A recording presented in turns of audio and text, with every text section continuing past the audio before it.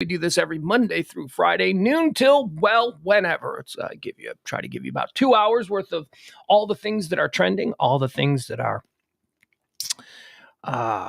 headlines, hot topics, current events, trends, whatever it is that people are buzzing about out there. I try to give it to you right here every day. Think of this show as being rather utilitarian, really. It's something that you need. It's something that you depend on. It's something that, you use more for what it gives you than what you get from it. That's good. Makes no sense. I think if I thought that through, I'd probably rethink it. But it sounded good, and that's the magic of a soundbite. I try to get y'all caught up. This is a show designed specifically so that we all just know what all the idiots are buzzing about, right? People, hey, did you hear about? When somebody says that, oftentimes you can put it on the defensive because you're like, oh, God, what if I didn't hear about it? What if this idiot is now going to tell me about something I needed to know? See, this show is designed to stop that from happening. You listening to the show, you get to be the idiot. So congratulations. You get to be the idiot that goes, hey, did you hear about? This is the first of 2 streams that we do every day here. We do a second one called Pillow Talk. That's myself and James Parker. It's Pugs and Parker proudly present Pillow Talk. That comes on at 9 p.m. Excuse me. That came out of nowhere. That's old man stuff. That's just out of nowhere. I started to choke. I didn't have anything in my throat. It just went, we're going to stop working. And I coughed for a second. Pugs and Parker comes on at 9 o'clock. That's more conversational. It's me and James Parker. We sit around. We chop it up. We shoot the shit.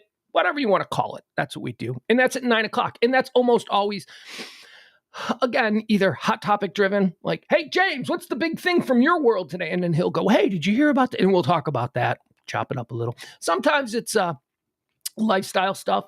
My kid sucks, that kind of thing, whatever. But that's more just conversational. And that's Monday through Thursday at 9 p.m. Central Standard Time. All shows, this one, high noon, Monday through Friday at noon. And that one, Pillow Talk with Pugs and Parker, Monday through Thursday at 9.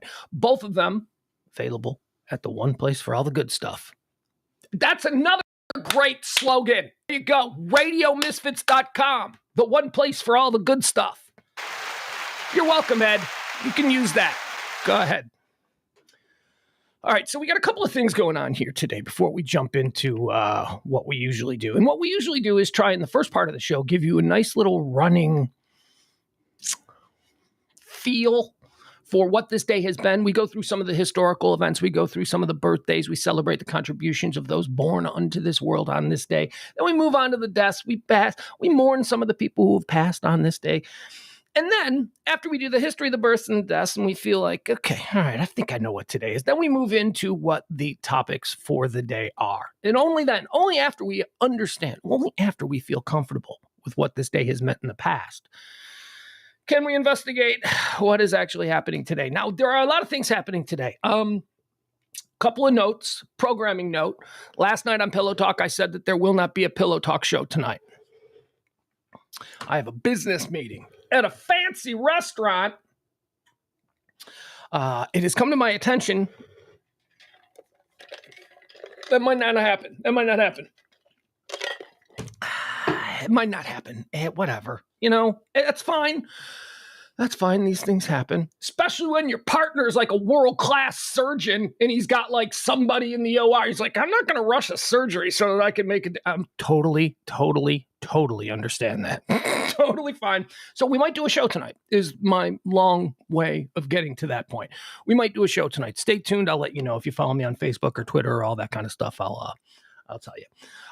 Also, if you are a regular listener to the show, then you know that I've had some difficulties technically. Shut up with the hiccups. Don't you wish me hiccups, Ed. That is not cool. Lost my train of thought. Yeah, here I give Ed a beautiful new slogan for Radio Misfits. Radio Misfits. It's where the good stuff's at. We can tweak it. I don't know. I don't remember exactly how that went, but so you may have noticed that I've been having some technical problems here for about the last month because when something goes technically wrong on this show, I go to Ed, right? Unless I think it's something he's going to yell at me about, then I don't go to Ed, because that typically means that I think it's something that I'm doing wrong that's really simple and it's an easy fix and that I shouldn't bother him. So I spent a month pearl clutching. I spent a month. If you listen to the Pugs and Parker show, you know that any audio that we've been playing recently has to come through James's end, because my end, it's all echoey. It doesn't work. This morning, I woke up and I investigated the cause of this problem. And guess what? I fixed it in like 5 seconds. The first thing I did. So, ladies and gentlemen, we have the ability to play audio again and live video. Freaking dog. There's the dog.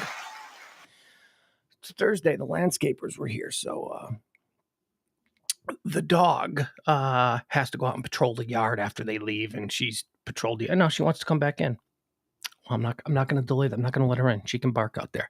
A couple of things going on today that we're watching. We're waiting on this Merrick Garland. This guy. Oh, geez, this guy. Merrick Garland, the Attorney General of the United States, is going to be making AG Garland to make statement at Department of Justice at 1:15 Eastern time, which means 12:15 our time. So we're going to check in on that. Also, we just missed it though. It ended like right at the top of the hour. That Brian Koberger dude was back in court. Oh, I gotta let the dog in. Okay, if she's gonna bark like that, she's gotta be let in. All right, give me 5 seconds. You hear her? Listen to her. She's just such an... I mean, I love her, but... Ugh. All right.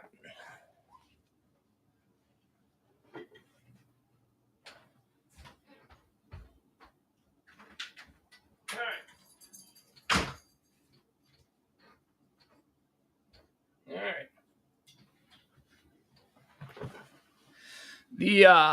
The landscapers were here this morning. So the dog has to be locked in the house when the landscapers are here, because the dog doesn't like people in her yard.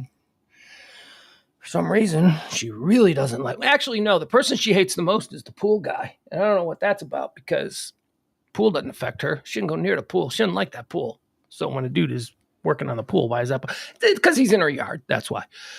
But the landscaper dudes, they make all of these nice piles. We get these crazy leaves from this tree and they just destroy the yard. So the landscapers always show up and they make a really nice pile.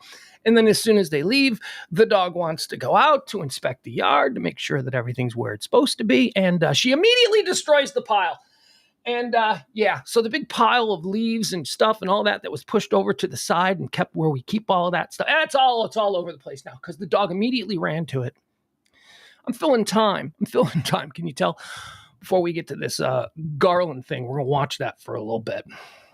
See what he's doing. Ooh, the anticipation is so, it's palpable. It's like pea soup in the air. Look at it. You can just taste the anticipation. What's he going to say? You know what he's going to say? He's going to say nothing. He's going to say, what a disappointment Merrick Garland is. Merrick Garland just seems like the most feckless... maybe he should have been on the Supreme Court. I mean, if he's cowardly and feckless, I think the Supreme Court of the United States seems like the perfect place for him. But instead, he's the Attorney General of the United States, and he's got a whole bunch of stuff on his plate. So he's going to come out. He's going to talk. Who knows what he's going to talk about? Well, here's what we got on the agenda. We've got the Trump probe that apparently special counsel, something like that. I don't know. I don't follow this stuff. I refuse to get involved in any of this nonsense, divisive political stuff. I won't do it. So I know there's like a Trump thing for documents. Now apparently there's a Biden thing for documents. So he's going to come out and he's going to say something. And I don't give a shit about all this document stuff. And you don't either. You've been ginned up by people who want to make you ginned up, who want to make you think that everything is super important. I don't know how big and important these things are. Technicality. Got him out of technicality because he accidentally took some files home with him. I mean, whether you're talking about Trump or Biden, I guess intent is what you have to go to first, right? You have to think like, well, what do you think the intent of Trump taking them were? What do you think the intent of Biden taking them were? I don't know. I have no idea. I think they're both idiots. I think they both just probably... Now, is it, they're selling secrets to the... No, they're not. Well, I don't know. Maybe they are. I've been wrong before, but just whatever. So we're waiting on Merrick Garland. I don't know if we're going to get to him or not. So what's going on here? I've got a YouTube channel. Here, this is what we're showing on the YouTube channel. that we are monitoring for the Merrick Garland presser. And it's just some dude looks like a extra from the show Yellowstone on TV talking. I don't even know what the hell this is. I hate computers. I really do. I hate computers so much. Like, nothing will. Are you freaking kidding me? Ugh. There we go. Finally, I'm clicking the link, and the link's not giving me anything. We'll get the show started. Don't worry. I don't even know where to go. It's not going to be like, oh, shut up. I hate these commercials. All right. So this is what we're looking at right now as we await the Merrick Garland presser.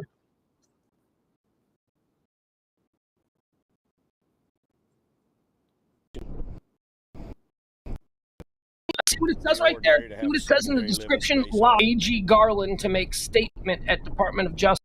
All right, so I'm monitoring this, and we got some dude we really don't who want to plays divulge any extra of that role. information. This is still an active investigation. It seems to be that there's... What's he talking about? The witnesses are coming forward. Everything's taken care of, but we really don't want to put too much of that out. Oh, hold on. Wait, is this a new story? Is this new? I have not seen this one. Stay away from that question. Is the family saying that it had any issues before, husband and wife? That is not part of our questioning at this stage. It doesn't appear to be. It appears to be newlyweds, and that's where we stand with it. Guys, I don't know anything about this story. I'm seeing this for the first time. Woman found decapitated, husband arrested in Waller County, Texas. Where's Waller County? Of the game, undocumented. Figure out where Waller County is. Any of us here in North Texas know where Waller County is? Somewhere near the location. I don't really want to do that because I'm not sure, and I don't want to. With everything in Texas, you have to just figure out what's the closest city to it. To the best of our knowledge, yes. I think it's going to be Houston. Waller is a county. I believe Waller County is a county in the United States of Texas. As of 2020 census, its population was 56,794. Okay, so it's small. It's a small county with only 56,000 people. But there's 56,000 people at Stonebriar Mall right now. So, it's not a... looks like it's just north of Katy. Maybe northwest of Houston.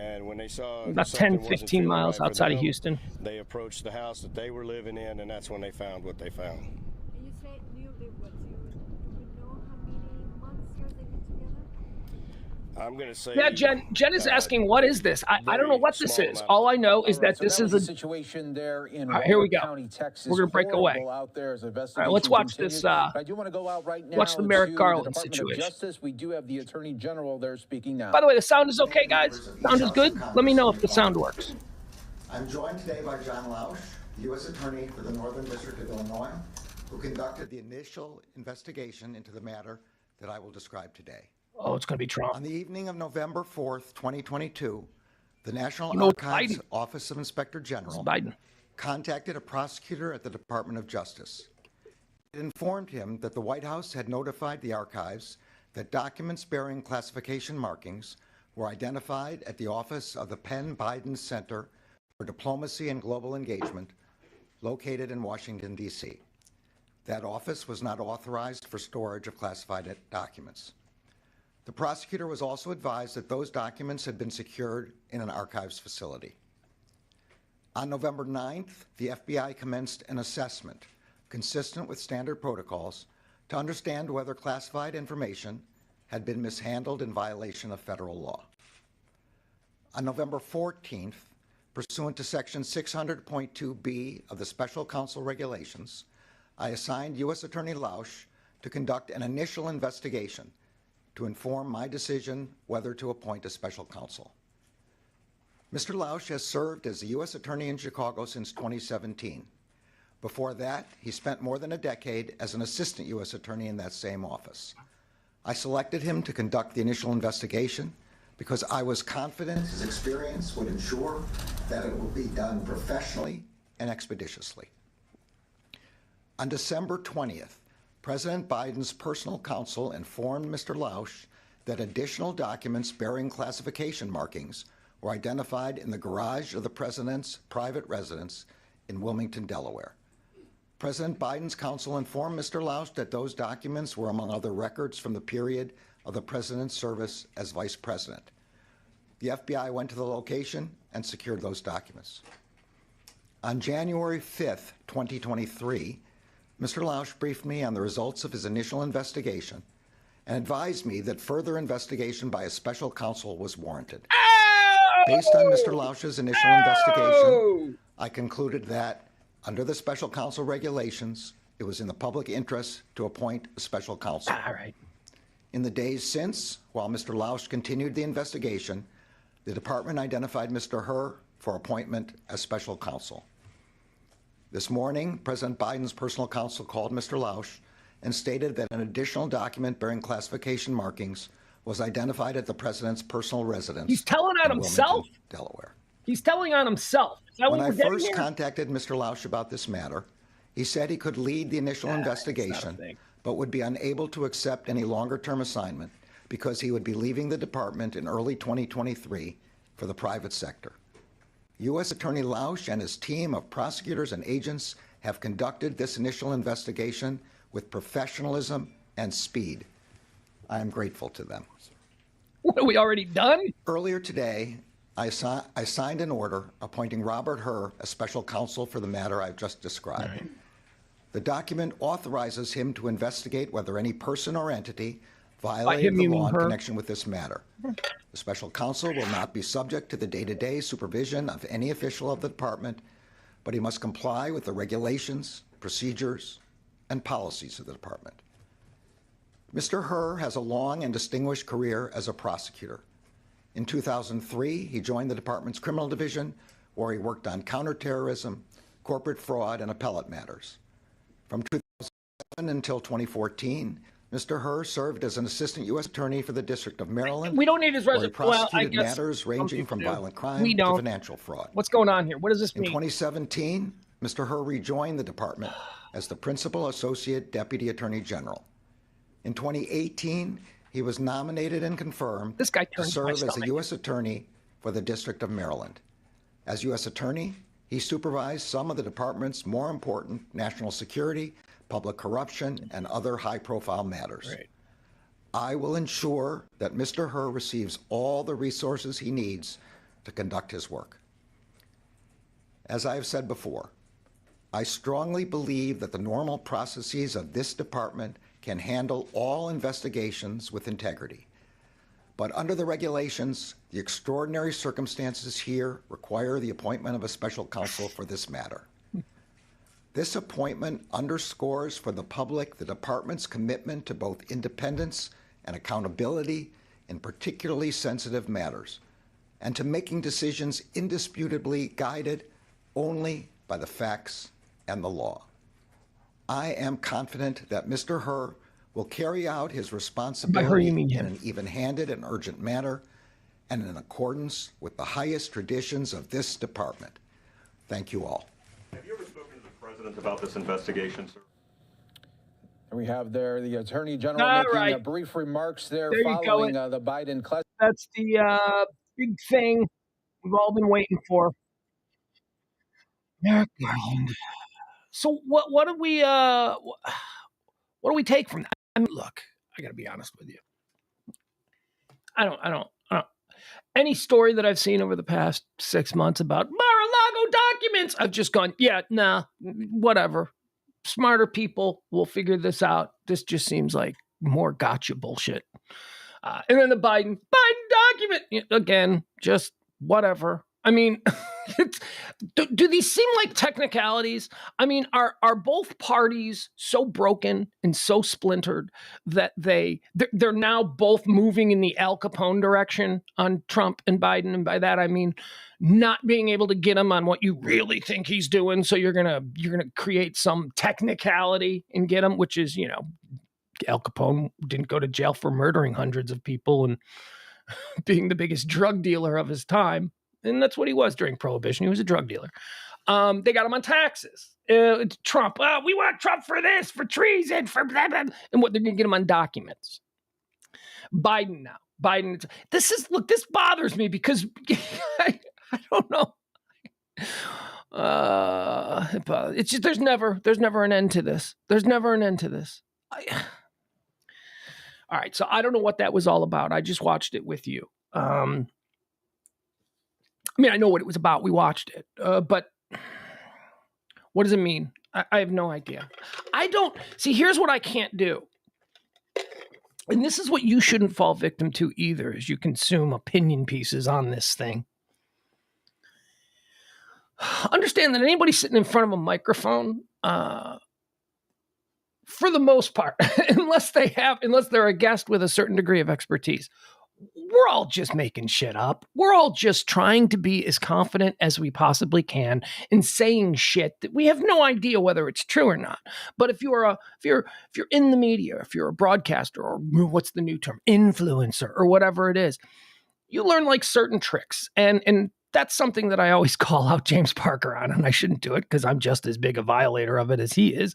But I always like to point out James Parker when he's utilizing that talk radio trick, where just say the dumbest thing possible as confidently as you can. And there will be, if you got 100 listeners, there will be at least 30 of them who go, I believe it, and I'm going to repeat it. And I'm sure 70% might be like, that guy's an idiot, but 30% are out there spreading the nonsense. So as you consume other pieces and maybe you shouldn't even, because I don't encourage anyone to get involved in divisive politics. I don't think we should be involved in politics anymore. I'm done with politics. I have no interest in it. It is so boring and it is so ridiculous. It's just, it holds nothing for me. All right, so let's get into the show. Let's start what we usually do. Let's kind of, let's get back on track here. It's already 26 minutes after the hour and we haven't even gotten into what the events of the day is. So let's get started. It is high noon. I'm Pugs Moran.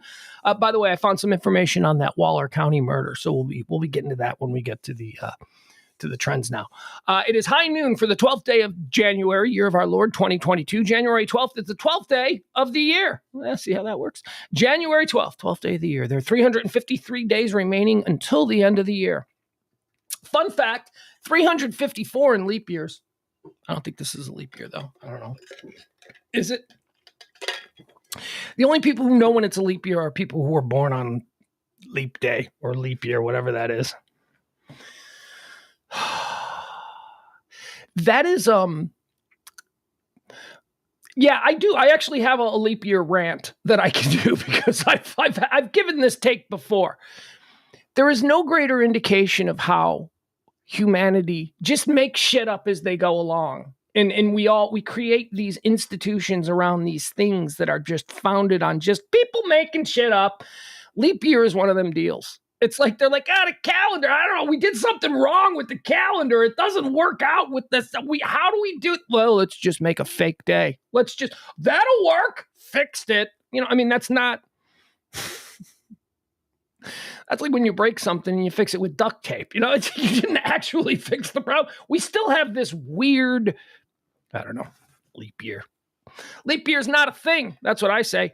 Let's see here. Let's get into some of the history of the day, just so we get a better idea of what's been happening in the world on this day in the past. In 1915, the United States House of Representatives rejects a proposal to require states to give women the right to vote. That's right, ladies.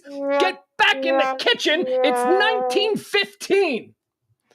1932, Hattie Caraway becomes the first woman elected to the United States Senate. How about you? You go, Hattie Caraway.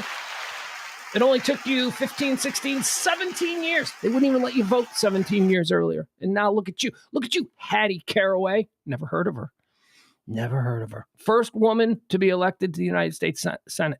Surprised that I haven't seen a Google Doodle on her, because Google Doodle likes to put people up we've never heard about so that we can feel stupid and they can feel like, see, we're teaching you something. Hattie Ophelia Wyatt Caraway, that's a 50-cent name, was an American politician who became the first woman elected to serve a full term in the United States Senator. Arkansas. Arkansas! Oh, man, I'm telling you. Shit surprises me all the time. Arkansas, you wouldn't think that they would be the progressive state on women's voting rights and women senators and voting for women. But here we have it. Hey, Arkansas's got a woman governor. That Sarah Huckabee Sanders broad. Remember her? Yeah, she's the governor of Arkansas. She's just signed a law yesterday on her first day that outlaws Latinx. I don't know what that means. I don't even know what Latinx is. But there she is, up there in Arkansas, already hating on the Hispanics. Is that the proper way to say it? Hispanics used to be something they said back in the 80s. And I don't know. Now, can I lose everything that I've ever worked for? Which at this point is pretty much nothing. But can I lose everything for calling them Hispanics? Is that okay? Or is it Latinos now? I don't know. I don't want to get in any trouble from any of you bitches. Meant with love. On this day in 1962, the Vietnam War, Operation Chopper, the first American combat mission in the war, takes place. So ostensibly, this is the day that we really started the Vietnam War. This was the first American combat mission in in the Vietnam War, Operation Chopper, on this day in 1962. On this day in 1969, the New York Jets of the American Football League defeat the Baltimore Colts of the National Football League to win Super Bowl III in what is considered to be the greatest upset in sports history. No, look, okay, old heads, I know that you guys, up until about 1969, when this game was played, that this was the biggest upset in sports history.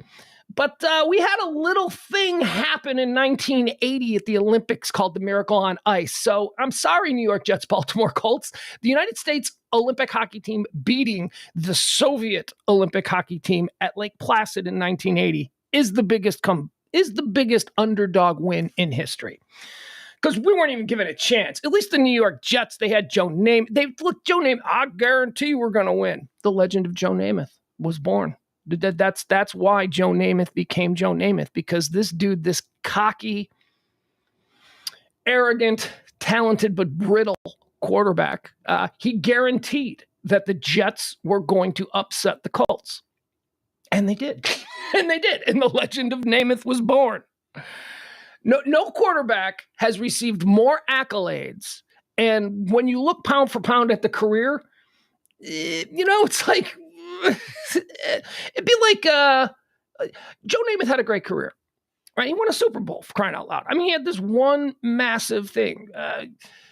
Me personally, I only remember Joe Namath from my very earliest years. Like, I remember I must have been 3 or 4 years old. And I can remember a conversation between my grandfather and my uncle about Joe Namath. And I didn't know who Joe Namath was, but I just remember my grandpa didn't like Joe Namath and my uncle liked Joe Namath. And I remember as a little kid going, I don't know which side I should be on. I don't know who Joe Namath is. Look at me at 4 years old taking sides in grown-up debates. My image of Joe Namath, like my first memory of Joe Namath was probably like, and honestly, now that I think about it, it's bad 70s TV movies. That's like where I think. But I do remember, for some reason, I remember an image of Joe Namath when he played for the Los Angeles Rams, like late in his career, probably his last couple of games. It was cold. They were playing somewhere cold, and Joe Namath was on the sideline in his uniform. He was dressed. He was playing. He's on the sideline in a giant fur coat. Today they wrap them in the team branded stuff. Not Namath, not in 1974 or whenever this was. Namath was there in a fur coat. The legend of Joe Namath, Broadway Joe. Born on this day, or not born on this day, but on this day in 1991, Persian Gulf War, an act of the United States Congress authorizes the use of American military forces to drive Iraq out of Kuwait. What was that? Was that Desert Shield? Remember the progressions of that? It went from Desert Shield to Desert Storm to everybody go home, nothing to see here. And then we left for like 10 years. And then other things happened. And we went back. We went back and finished the job. But it was on this day in 1991, Persian Gulf War, an act of the United States Congress authorized the United States use of military force in Kuwait against Iraq. Let's do some birthdays here. Let's celebrate some people who were born onto this plane of existence on this very day. Let's talk about some of their contributions or why we need to just forget about them. Well, if we need to just forget, there's nobody that we need to just forget about. I promise you that. Because I wouldn't even mention them. If I felt strongly about, we don't even need to remember that. I wouldn't mention them in this. So, that's how you catch me.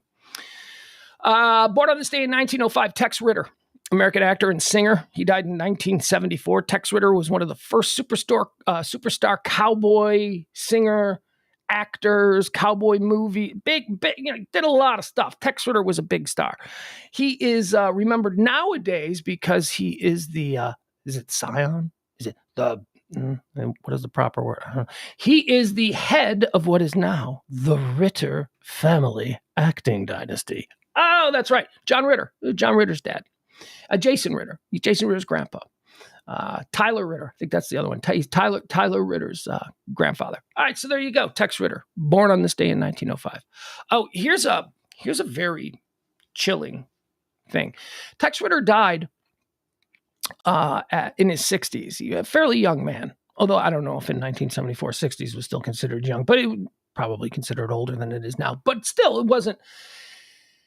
He just dropped dead of a heart attack. John Ritter, his son, just dropped dead of a heart attack at 54. John Ritter died of something that's very rare in hearts, and it's genetic.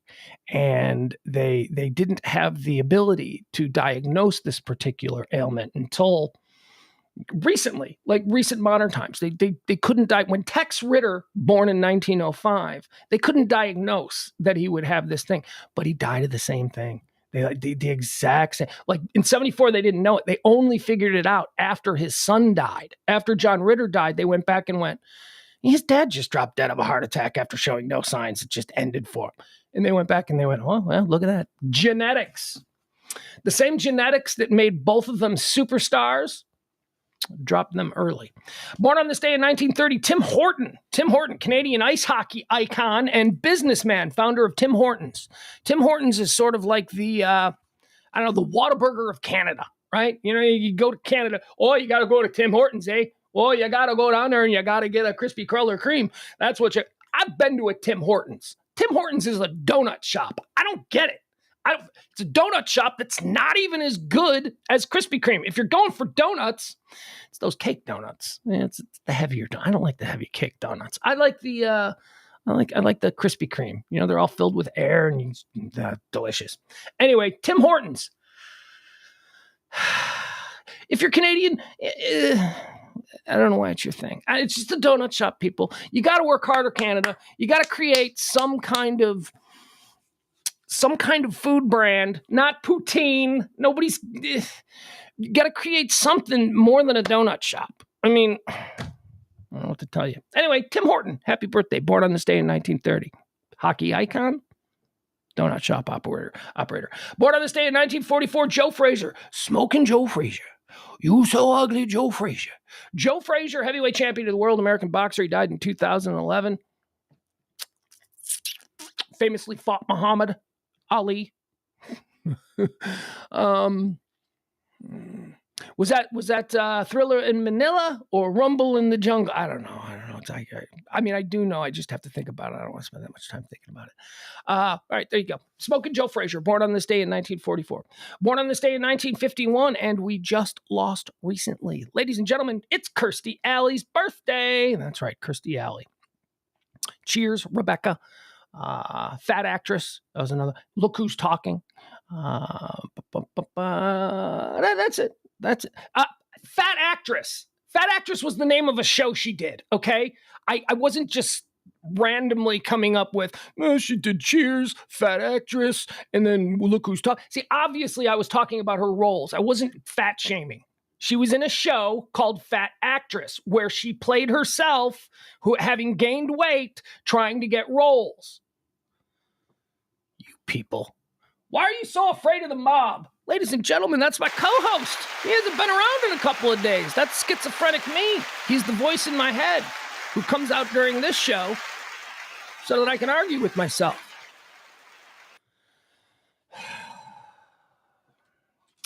Born on this day in 1951. How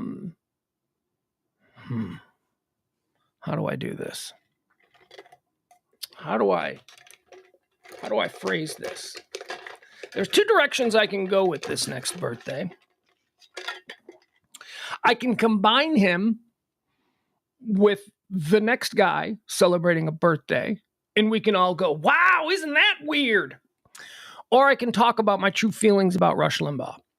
Rush Limbaugh is probably one of the most effective, one of the most successful, and one of the most popular talk radio hosts in the history of radio, in the history of the medium. There's no denying that. He's also the reason that talk radio is so awful now. He is the reason that radio and just really discourse and debate in this country has degenerated to the point where you got brothers not talking to brothers. You know what I mean? Rush Limbaugh is responsible for that. He did that on purpose. He knew what he was doing. He made a lot of money. He became very powerful. Look, did he sleep well at night? I don't know. Probably. That's on him and his soul. But here we are all these years later looking at what happened to AM radio. Because, and look, I'm not just, you're just mad. No, I'm not. I'm a fucking radio professional. I've studied these things. I've watched trends. I've worked as a consultant. I've worked as a programmer. I know all of this shit. I saw what happened. And what happened was Rush Limbaugh became a monster. And so everybody, and by the way, hold this thought because we're going to mention it in the next guy as well. Rush Limbaugh became a monster. So they just decided, hey, why don't we just make a bunch of Rush Limbaughs? And why don't the next time we hire our new, look, that Rush guy, he's doing well on AM radio. Let's turn our AM radio station into something like him. And we'll get this guy who's doing overnight rock on the metal station. And we'll just have a conversation with him. And we'll tell him, here's what you need to do. Listen to Rush Limbaugh. This is what Rush Limbaugh does. I'm describing Glenn Beck. I am absolutely describing Glenn Beck's professional trajectory from douchebag rock and roll idiot DJ to, I'm going to study Rush Limbaugh. So everybody did that. And all of a sudden, you couldn't get a job in AM radio unless you sounded like Rush Limbaugh. Unless you had some, and I don't mean sound like, with tenor or inflection or anything. I mean the same kind of show. You were only allowed to do one kind of show. And it's because Rush Limbaugh made a lot of money. And the radio companies didn't want to fuck around with that. They were like, he's making money, so you do the same thing, and maybe you won't make as much money, but you make a little money, and then... So that's what happened to AM Talk Radio. Hell, there were even formats called Rush Radio, where the midday guy, he's a midday guy. You typically don't build a format around a midday guy. I know, I did middays for almost 15 years. You don't do that. So Rush Limbaugh, incredibly powerful, incredibly successful, incredibly talented, really talented guy, super talented broadcaster. I've listened to hours and hours and hours of Rush Limbaugh. I'm not like you. I'm not, or like you may be, a Rush Limbaugh listener where I listened every day. I didn't. That's not my thing. But man, that guy was good. I mean, you listen to the pros, you listen to the people who know how to do it, and you try and figure out what are they doing that I can steal? What are they doing that I can sort of emulate and maybe even create my own kind of style based on that cornerstone? I don't know. It's what he did. It's what he did. But I do believe that Rush Limbaugh can be traced patient zero. Or what do they call it? Like, what do we call the guy? First guy who had AIDS. Who's the guy that had sex with the monkey? That's what Rush Limbaugh did. He had sex with the monkey. And now we've got conversational AIDS all over this country because of this guy. Rush Limbaugh, born on this day in 1951. Now, this is weird. This is really weird because also born on this day in 1954, Howard Stern. Howard Stern. Now, I've known this for a while. I've known this for years as a radio nerd. I've known that the two most powerful, successful people of modern radio were born on the same day. How does that happen? How does Rush Limbaugh and Howard Stern have the same? I have no idea. That is crazy. Not a coincidence. It's probably got some. I bet Q has some answers for this. Let's ask Q about that. How come they're born on the same day? There are no coincidences. Everything's a conspiracy. Everything's got some kind of weirdness to it. All right, so now let's talk about Howard Stern. Howard Stern is also, I would say, equally as responsible as Rush Limbaugh for not necessarily Rush Limbaugh with the discourse in this country. Howard Stern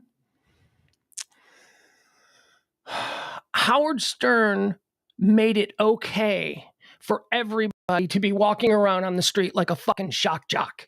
Everybody, oh, well, Stern would say that, so I'm going to say it. My friends are going to think I'm hysterical. Meanwhile, you're just talking shit. You're just saying some nonsense, awful stuff to shock your friends so that you can get a little taste of that thing that Howard Stern built his empire on. But you're not Howard Stern. You can't do it with the same way. So Rush Limbaugh got brothers not talking to brothers, fathers not talking to daughters. That's what Rush Limbaugh did. Howard Stern just created a whole bunch of assholes. Just a whole bunch of assholes who are running. By the way, all those assholes now, after Howard Stern went to pay radio, they're all listening to AM talk radio. So now you've got this mashup of people whose listening influences are Rush Limbaugh and Howard Stern. That's why America is where it is. I am certainly, as far as, hey, Pugs, you're going to go live on a desert island and you can only listen to either Howard Stern or Rush Limbaugh. Who are you going to listen to? Oh, that's so easy. Howard Stern did a far more entertaining show than Rush Limbaugh, but they were different. Rush Limbaugh was an AM talk guy whose whole bit was right-wing politics and promoting and pushing that. Howard Stern was more, hey, let's throw baloney at the stripper's ass, right? Okay, so bits, bottom line, little base, but still, Howard Stern is also complicit with the destruction of radio, as I put on Rush Limbaugh. Howard Stern, the exact same thing that happened with Rush Limbaugh that I described earlier happened with Howard Stern. Howard Stern blew up and became big. So every radio station that didn't have Howard Stern went and said, let's find somebody who's going to be like Howard Stern. Every city in America between 1995 and 2005, let's say that, 95 and 2005, every radio station in America had some talentless, mid-range hack DJ doing his best Howard Stern impression. And why was this a problem? Because Howard Stern actually pulled back. Howard Stern knew where the line was. He was so brilliant at what he was doing. He knew exactly where he could go. The lessers didn't. So you had people doing absolutely obnoxious, no worth to it, basically radio porn. And by radio porn, I don't mean sex, although a lot of that was going on too. But what I mean when I describe it as radio porn is just without any artistic merit whatsoever. Not what others do as art, but what I'm saying is there's no value to it. That's the definition of pornography. That, lacking artistic merit, whatever. Violates community standards. So that's what Howard Stern did. Howard Stern just destroyed the FM side of radio with all of these people who wanted to be lesser Howard Sterns. So there you go. Happy birthday to two icons of the radio business. The reason that I'm streaming right now, because I refuse to do a show like either one of them. Look, I'm my own brand of idiot, and I'm not nearly as talented as either of those two, but this should be a space for other styles, right? There should be, but there's not. You can be Howard Stern, or you can be Rush Limbaugh. Also celebrating a birthday today, born in 1960, Oliver Platt, Canadian-American actor. I love Oliver Platt. Oliver Platt's one of my favorites. He's one of those that guy actors, but he's also one of those that guy actors that you go, that guy. Yeah, that's why you call him a that guy actor, right? Yeah, that's exactly it. I know. I doubled up on my thing there. Born on this day in 1960, umbilical cousins with Oliver Platt. Oliver Platt's a big guy. So is this one. That mom was stretched. So now who's doing Howard Stern shit? Yeah, thank you, schizophrenic meme. It was a joke. Like, imagine Oliver Platt and Dominique Wilkins are inside the same... What are they in? What is it, the uterus? I don't know. Where do babies? I'm a guy. I don't know. There's women parts. They would be tough on the mom, is my point. If a mother had to carry twins, Oliver Platt and Dominique Wilkins. Dominique Wilkins, Chocolate Thunder, man. Dominique Wilkins, boy, in the 1980s, that was an exciting guy to watch play basketball. That was a guy, wasn't he? The Dominique Wilkins and Daryl Dawkins, weren't they the guys that broke backboards? I don't know. Chocolate Thunder. Wait, was Dominique Wilkins Chocolate Thunder, or was that Daryl Dawkins? I think Daryl Dawkins was Chocolate Thunder. I don't know. Whatever, we'll move on. Born on this day in 1965, somebody who my son really likes. My 13-year-old son really thinks this guy is a creative genius. And at first I was like, okay, all right, that's a little bit worrisome. But then together, as you know, might be good for parents to do. When a child shows an interest in something, then you get into it with them. You say, oh yeah, well, my kid's like, hey Dad, what do you think? Listen to this song, and hey, have you ever seen this movie? And he's talking about all these things, and I go, no. Well, I'm familiar with that song, but let's listen to it. Tell me what you like about it. And we listen to the song, and I'm like, okay, all right. And guess what? I actually am cool with my son thinking that this person is a creative icon for his generation. Ladies and gentlemen, it is Rob Zombie's birthday. Rob Zombie. My 13-year-old is like super into his directing, and not like it's a good story. It's like, look at that camera angle. Like he's like looking at other things, which are really cool. And he got me into Rob Zombie like a year ago. I mean, I'd always known who Rob Zombie was, but I was never, yeah, so that was cool. So look at that. So my own kid. Happy birthday, Rob Zombie. You got a 13-year-old kid who thinks you're a genius. Rob Zombie, a film director, film writer, producer, musician, singer. Rob Zombie does it all, right? Who else do we have a birthday? Who else is having a birthday? Okay, another one. Raekwon, born on this day in 1970. Raekwon of the Woo, born on this day in 1972. Toto Wolff. Do you watch Netflix Drive to Survive? Toto Wolff is the team principal of Mercedes, the Mercedes team with Lewis Hamilton. Toto Wolff's an Austrian billionaire who made a whole bunch of money in finance and then retired at like 40 and was like, I'm going to buy a Formula One team. And so now so if you watch those shows, you know who Toto Wolff is. He's one of the biggest names in Formula One. Born on this day in 1974, speaking of Formula One, Melanie C., English singer, songwriter, and actress. She's a member of the Spice Girls. I say speaking of Formula One because, of course, one of the Spice Girls is married to another team principal in Formula One. Mel C., was she Sporty Spice? Was that her thing? If I had to draft, Spice Girls draft. All right. Spice Girls draft. That's fine. Spice Girls draft. With the first draft in the Spice Girls draft, we here at Pugs and Company, or not, this isn't Pugs and Company, right? This is Pugs, Moran, High Noon. That's right. Okay, get the brand straight. We here at High Noon with Pugs Moran select Jerry Hollowell. That's right. Jerry Hollowell. What was she, Ginger Spice? I thought she was the prettiest. And I also think that she's the prettiest because she's the prettiest now. Like, have you seen the Spice Girls? Jerry Hollowell is beautiful. She is just a beautiful, classy, sophisticated lady now. She's married to, who's she married to? Red Bull, Team Red Bull. The guy who owns or runs Team Red Bull as the principal in Formula One, which is like the best team in Formula One at the moment. She's married to him, so she appears in Formula One all the time, and you see her, and she just looks great. She's like, what a classic. Spice Girls draft, Ginger Spice, number 1. We're going to go Scary Spice, number 2. Scary Spice. Let's mix it up. Go with the ginger first. And then we'll take the pretty black lady second.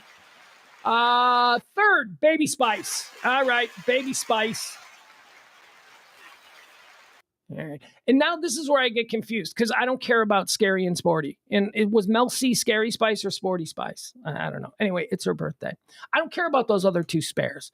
It was Ginger. It was forgot her name. The one that married Eddie Murphy for like a cup of coffee. Whatever. We don't need to spend that much time on a Spice Girl draft just because it's Mel C's birthday. Happy birthday, born on this day in 1974. Let's get into some of the deaths, some of the people who passed away. Not a whole lot to get to today, but on this day in 1976, Agatha Christie died. Agatha Christie, English crime novelist, short story writer, and playwright. I don't know anything about Agatha Christie. Murder on the Orient Express. Like, if you were to go, let's talk about Agatha Christie. I saw like 20 minutes of Murder on the Orient Express once, so I could probably fake it. Like, so I could probably do that. But I don't know anything about Agatha Christie. Anytime that stuff, like any kind of an Agatha Christie movie or something came on when I was younger, or even now, I just go, oh, that seems boring. Yet, I love the Knives Out stuff. And people say the Knives Out stuff is very Agatha Christie. So, I don't know. Dead on this day in 2003, Maurice Gibb.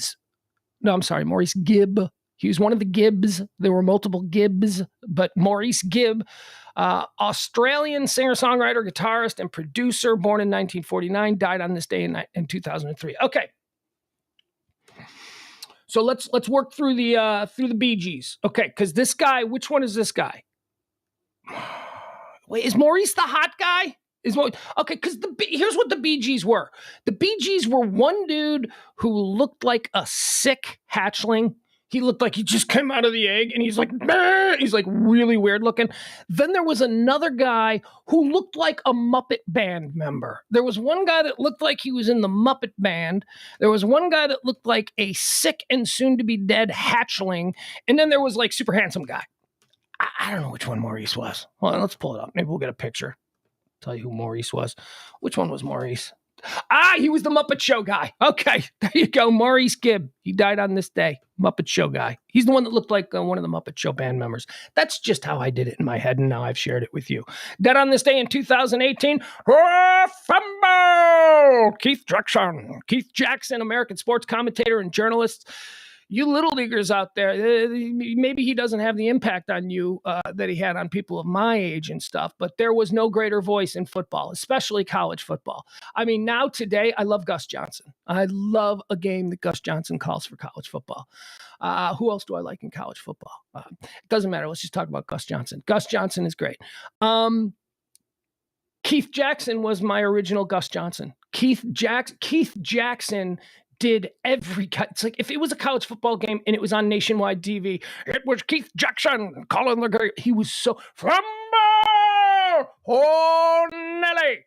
He was so good. He was so old school. He was just such an icon. That voice meant college football. Keith Jackson died on this day in 2018. And finally, dead on this day 1 year ago, Ronnie Spector. Be my little baby, take me home tonight. I don't want to be my little baby. Ronnie Spector, the Ronettes, then Ronnie Spector, married to Phil Spector, brutalized by Phil Spector. Ronnie Spector and Tina Turner could probably share notes about being around, guys in the 60s who basically kept them locked in a cage and just milked them for their talents.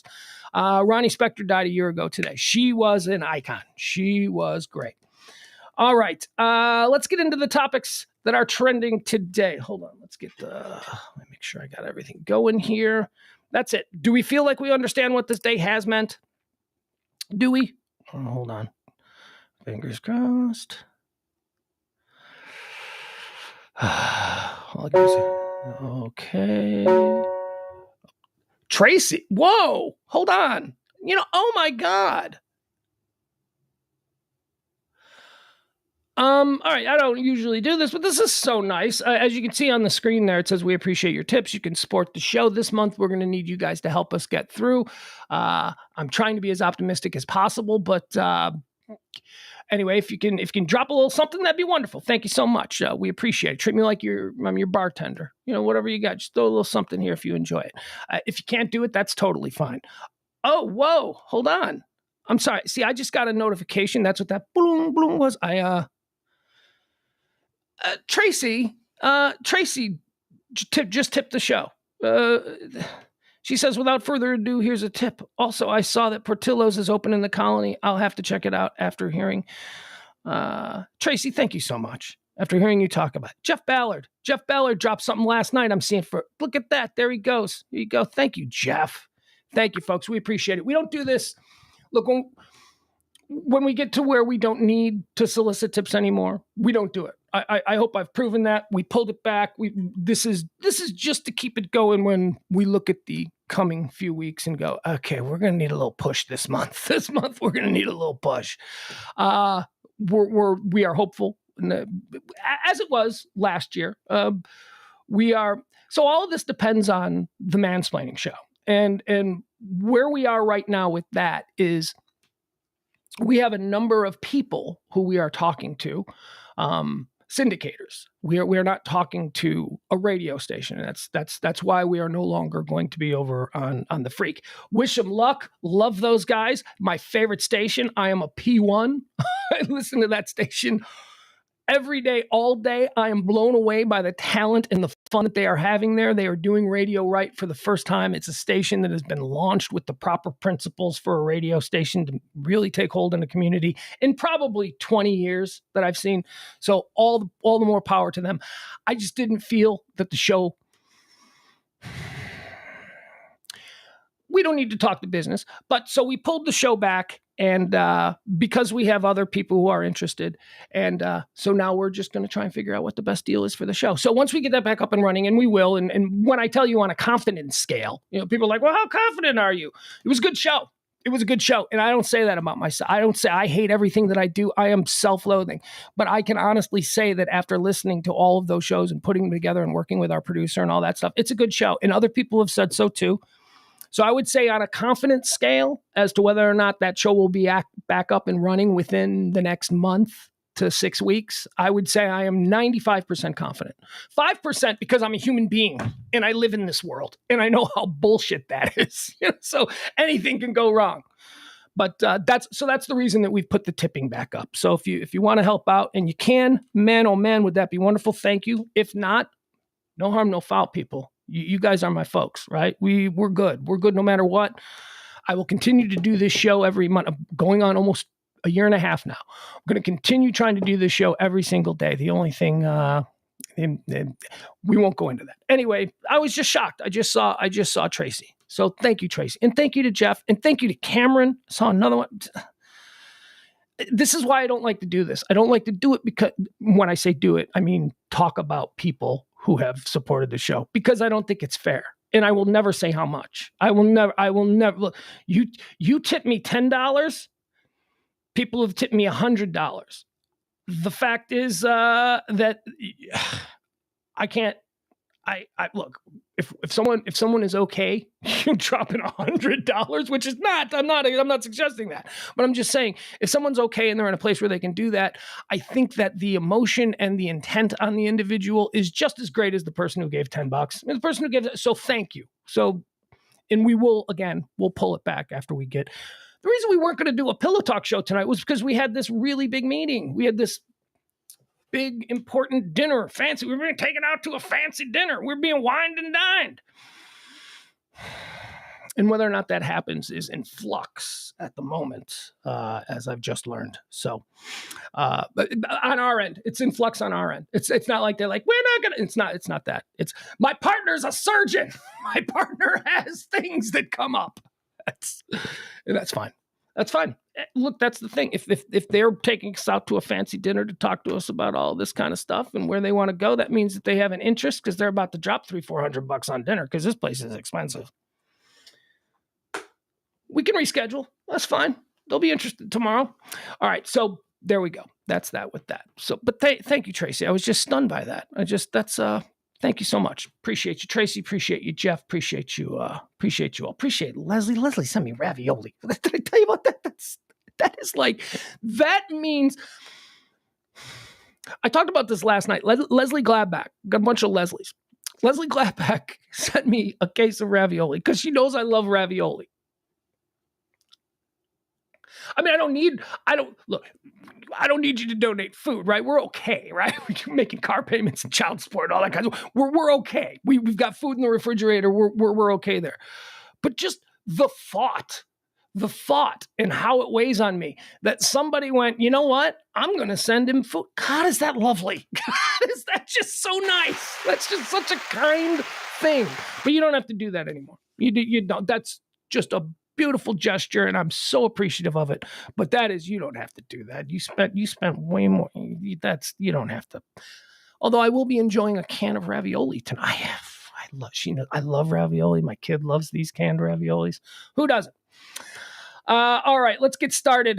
Let's get into all the things that are trending today. Sorry, I didn't mean to spend that much time on it, but like I said, I ain't got nothing to do. We can hang out all afternoon if you got time. If you got time, I got time. I'm not going anywhere. It's 1:00. We haven't even started going into the rundown yet.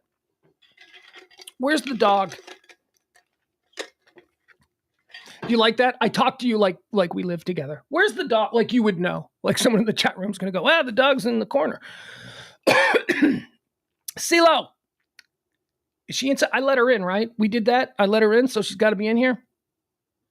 When she's quiet, it bothers me. It's like a child. It's like having a toddler in the other room. When they're making noise, banging on blocks or whatever they're doing, you're like, okay, they're doing something.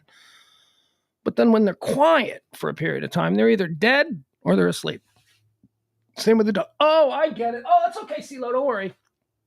She's in the bedroom, and I seem to have closed the door to a point where she can't get it back open. So, all right, before we started the show today, I have a whole show of all the big topics, all the big headlines that are happening in the world today. But just as we started the show, A.G. Garland was giving a speech, so we were monitoring that.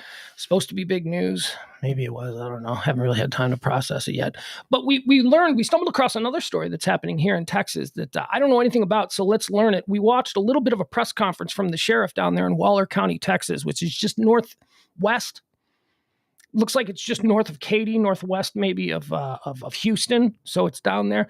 The sheriff's office said that Jared James Dickus, it's his name, Dickus. My man never had a chance. Boy, if you got a name like Dickus, that is rough. Do you know that I went to school with somebody named Dick, and you know who they were friends with? They were like best friends with another guy whose last name was Ball. I shit you not. Dick and Ball. They were like, it's like they were friends. You almost can't be friends. If your last name is Dick and you suddenly start to find that you're having some kind of like a friendship relationship with another dude and his name is Ball, can't do that. The sheriff's office said Jared James Dickus was charged with murder after his wife was found decapitated inside their Waller County home. Let's see here. A 21-year-old woman was found decapitated in a small home in a wooded rural area of Waller County Wednesday. This according to Waller County Sheriff's Office. The sheriff's office said Jared James Dickus was charged with murder after his wife was found decapitated inside the home. Sheriff's office got word of the homicide on Wednesday from the husband's side of the family, who found his wife's body in the couple's home. Sheriff said the wife's head appeared to have been cut off and her body was left inside the house headless. My guy didn't even try. He just seems like here, let's pull up a picture of this clown show. Hold on. I'll just see this guy. So now we like to see these people. K-Hugh. All right, here he is. Yeah, he looks like trouble. He just looks like someone I don't want my daughter marrying. Here he is. No thanks. I don't want to receive email. All right. Yeah, okay. All the pop-ups are working just fine. What's not working is the picture I'm trying to show you. You see how it's not downloading? Everything else is working just fine. The pop-ups came up clear. Oh, if I want to buy something, there he is. All right, we'll use this one. That'll work. There he is. Look at him. There's Jared James Dickus. He cut his wife's head off. Sheriff's office has not released the name of the wife killed. Well, anybody who knows Jared James and his lovely wife know her name. Domestic and family violence cases in the Houston area. Nobody cares. We care, but please, this is filler. If you, the Houston area women. Okay. So there's no information. This dude just cut his wife's head off. 21 years old. His wife was 21 years old, too. Oh, yeah. Look at him. All right. Well, there you go. There's not a whole lot of information on that story, and it just kind of popped up as we were beginning the show, so I wanted to touch on it. Yes, he does. Thank you, Ross Rubio. Ross Rubio knows. He looks like a Ronnie. He looks like his name would be Ronnie. He looks like a Ronnie or a Kenny or a Dale or a Dell. Dell? No, Dell is musical. Dell is more harmless. Dale is not good. Kenny. Some other ones. Kenny stole your bike. Kenny stole your bike. Kenny deals weed. Kenny gets DUIs. He does. He looks like a Kenny. Okay. And look, if your name is Kenny, that doesn't mean that that's who you are. I am just saying that there are a whole lot of other people out there with that name who, over the course of my lifetime, have demonstrated certain character traits that make me think Kennys are all the same. You might be different, and I'm hoping that you are. All right, what else do we have here?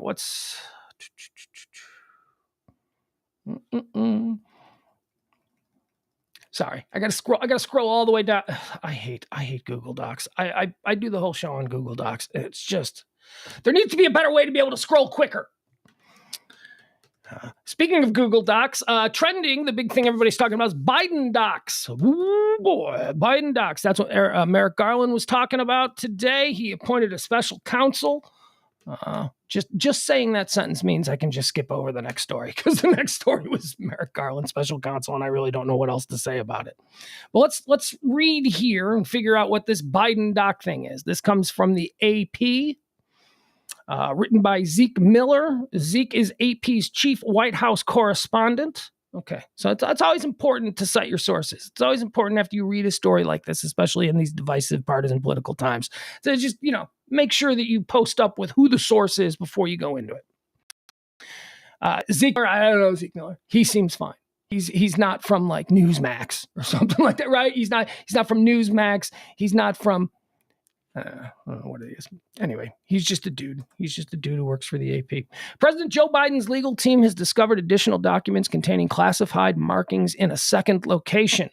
A person familiar with the matter told the Associated Press on Wednesday. The revelation comes days after an attorney for the president said Biden's lawyers had discovered a small number of classified documents at his former office space in Washington, D.C. See, here's what's so weird about this. They told on themselves. This is why the Democrats suck. Now, hey, look, that's not to say that the Republicans don't suck.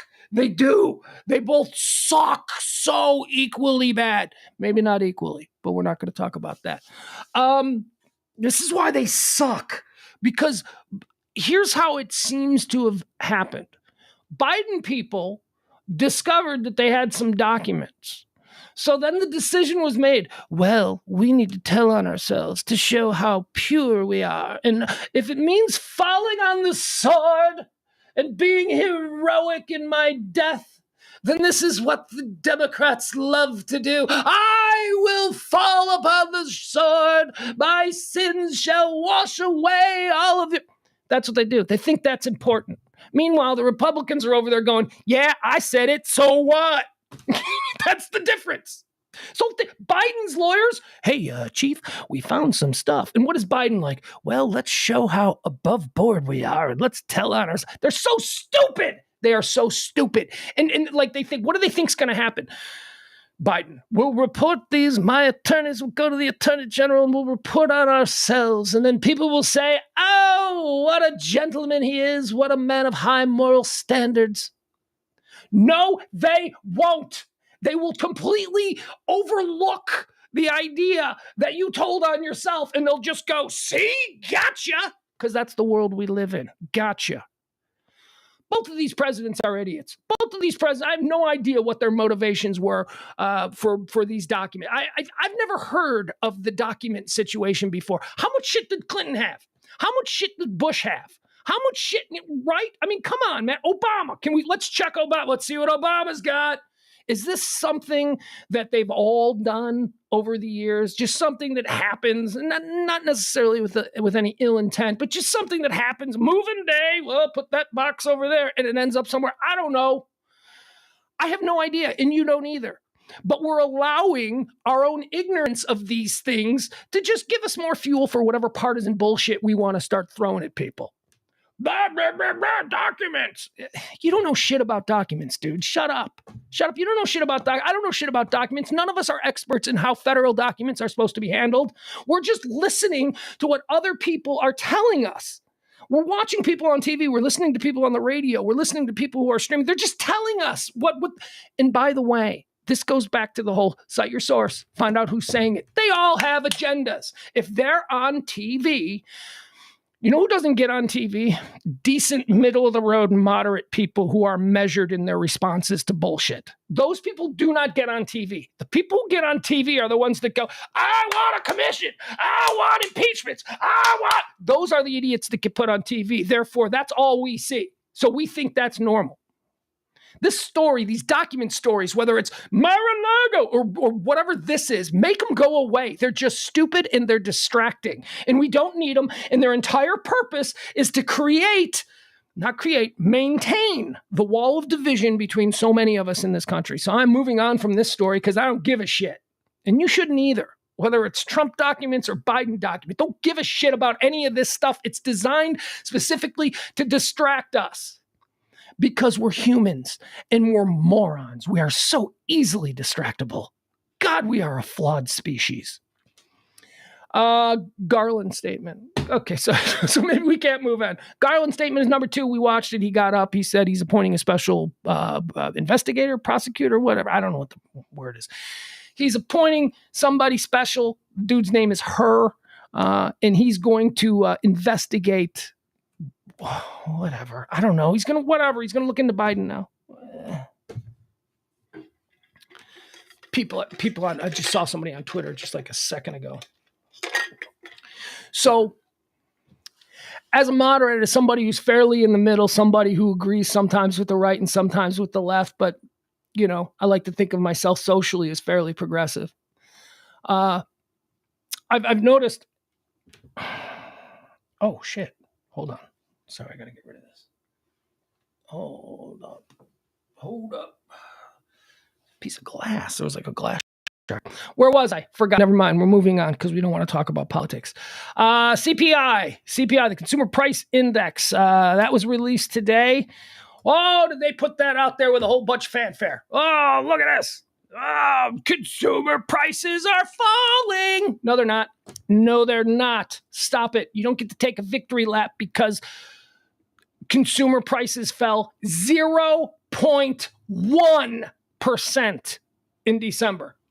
It's getting better. Things are getting better. No, they're not. I'm still paying $3 for a 2-liter bottle of Coke Zero.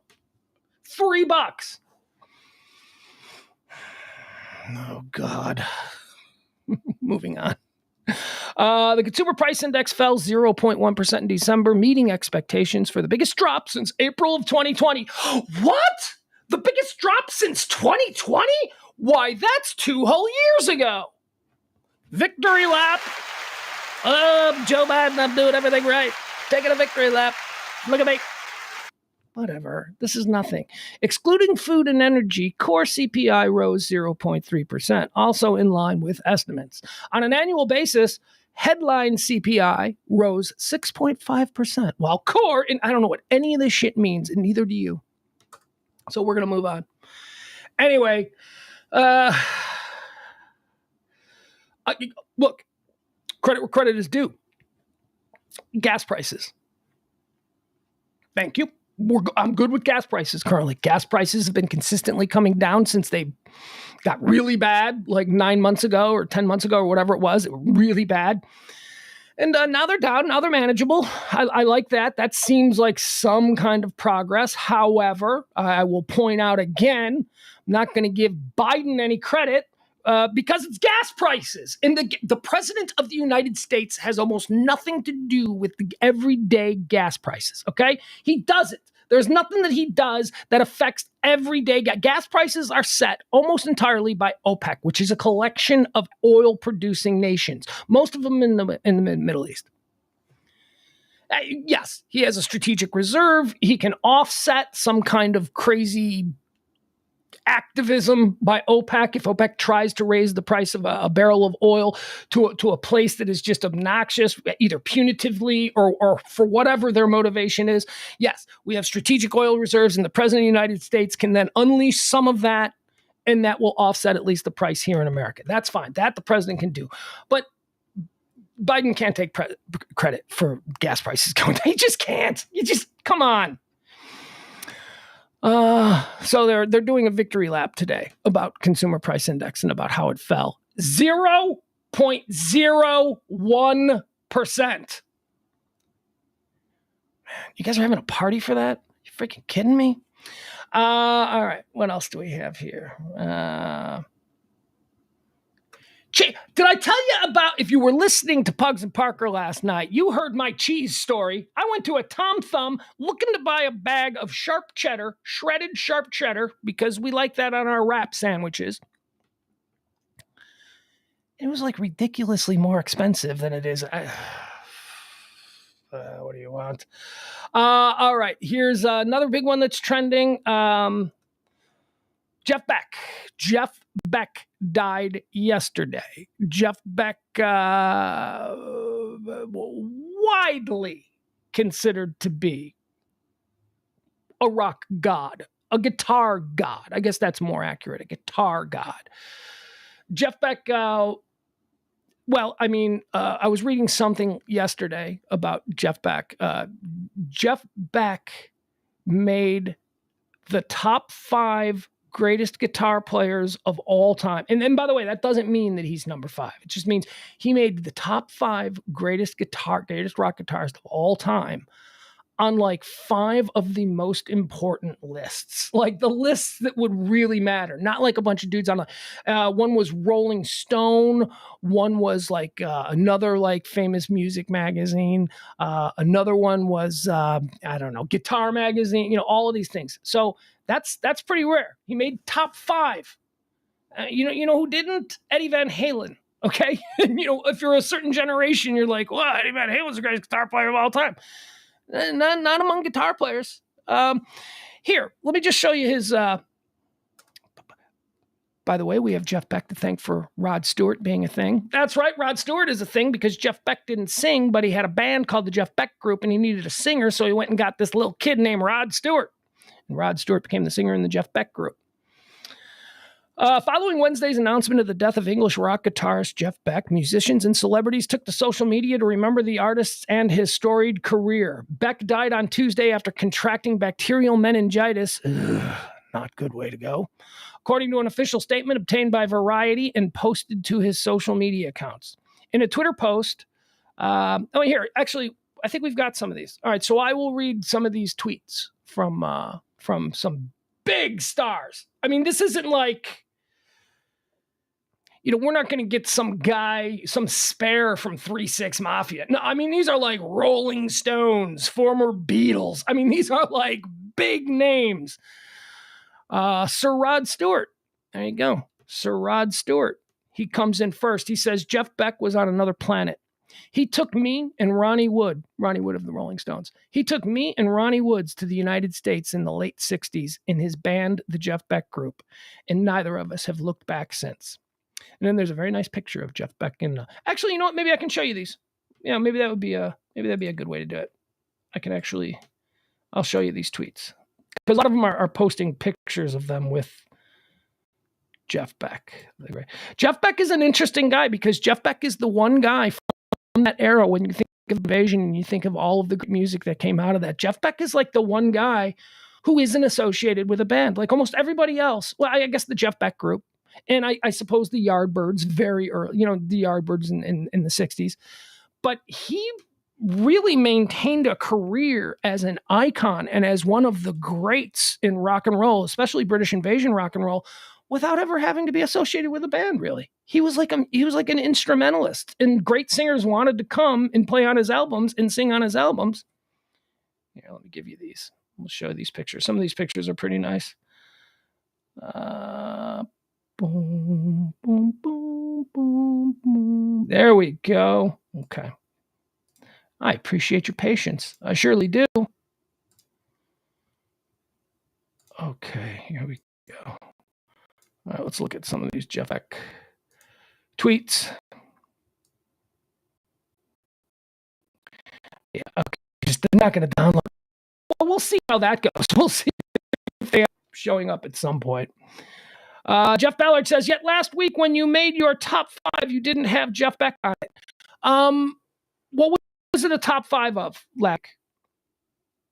I don't remember what the top 5 was. I can tell you that if I was doing a top 5 greatest guitar player draft, I probably would not include Jeff Beck. And here's why. I'm not a musician. I'm not a guitar player. I think that a lot of what Jeff Beck was able to do was lost on me, because I didn't appreciate Keith Richards.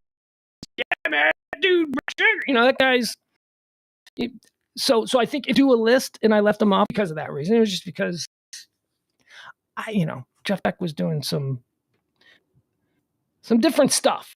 And that's why he is interesting, because he is as famous as he is, and he is as beloved and as revered as he is, without having been a member of the Rolling Stones, Pink Floyd, The Who, the Beatles, without that. He was in the Yardbirds, yes. All right, so here's the Rod Stewart picture. Look at the two of them. Of course, there's Rod Stewart. All right, let's see. Here's Mick Jagger. What did Mick say? Mick said, with the death of Jeff Beck, we have lost a wonderful man and one of the greatest guitar players in the world. We will all miss him much. And then what do we have here? A little video. That I most ever seen. All right, let me listen to it.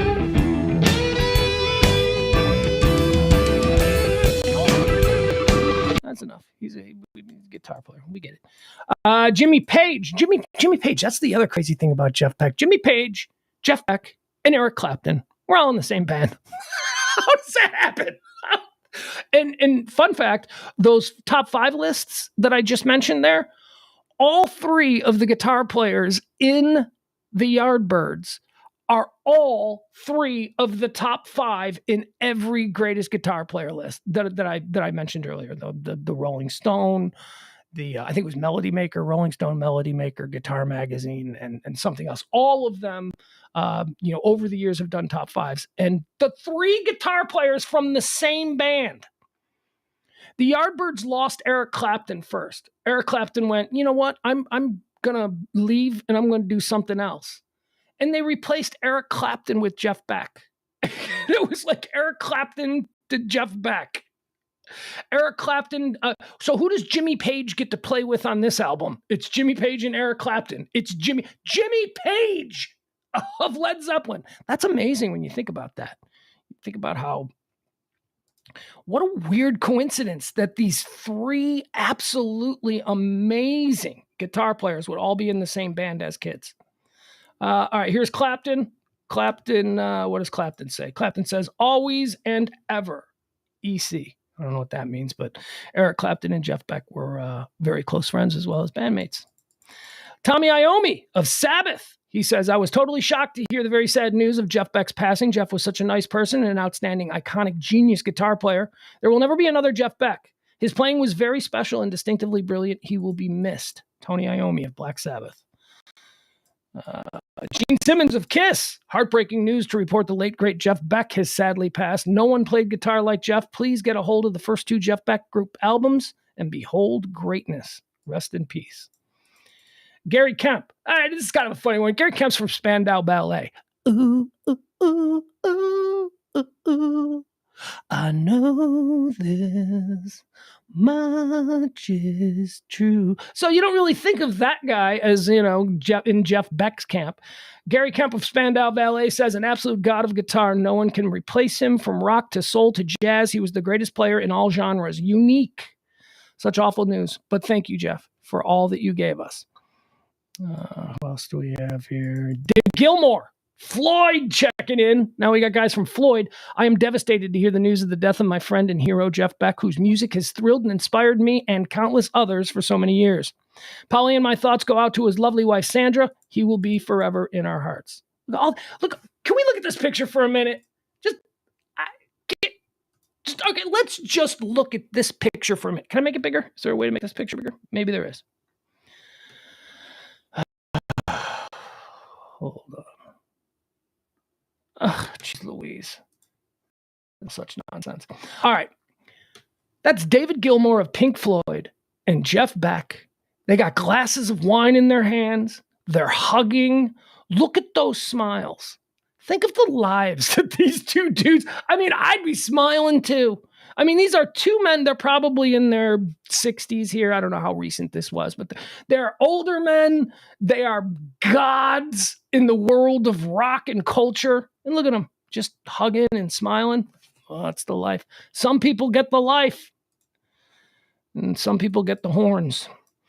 John Mayer checking in. There's a picture of John Mayer hanging out with old Jeff Beck. We'll get rid of this. Anybody else? All right, we're getting to John. Ronnie Wood, the great Ronnie Wood from the Rolling Stones. Ronnie Wood says, now Jeff is gone. I feel like one of my band of brothers has left this world and I'm going to dearly miss him. I'm sending much sympathy to Sandra, his family, and all who loved him. I want to thank him for our early days together in the Jeff Beck group, Conquering America. Yeah, Ronnie Wood. That's right. I forgot about that. Ronnie Wood was in the Jeff Beck group too. And that was when Ronnie Wood got the call up. He got the call up to the Stones. Billy Joel, huh? Billy Joel is checking in with some Jeff Beck love. I just heard the sad news that the great virtuoso guitarist Jeff Beck has died. He was one of my heroes. I was fortunate to meet him recently, and I'm very grateful now that I was able to tell him how much I admired his musical skill. This is the end of an era. Rip Billy Joel. Donnie, I'm saddened by the news of Jeff Beck's passing. Here's a clip of him in 1985. It was this video that really paved the way for the success of my hit, Soldier of Love. Remember when Donny Osmond had a new hit? Remember that? It was like in the 80s, and it's like, Donnie's back. All right, let's see. What is this? I'll always be grateful to Jeff for that opportunity. All right, let's see what this is. Name? Donny Osmond. What have you done lately? Well, I sing with my brothers and sang Chicken Marie one time. On my Take own a number, have a seat.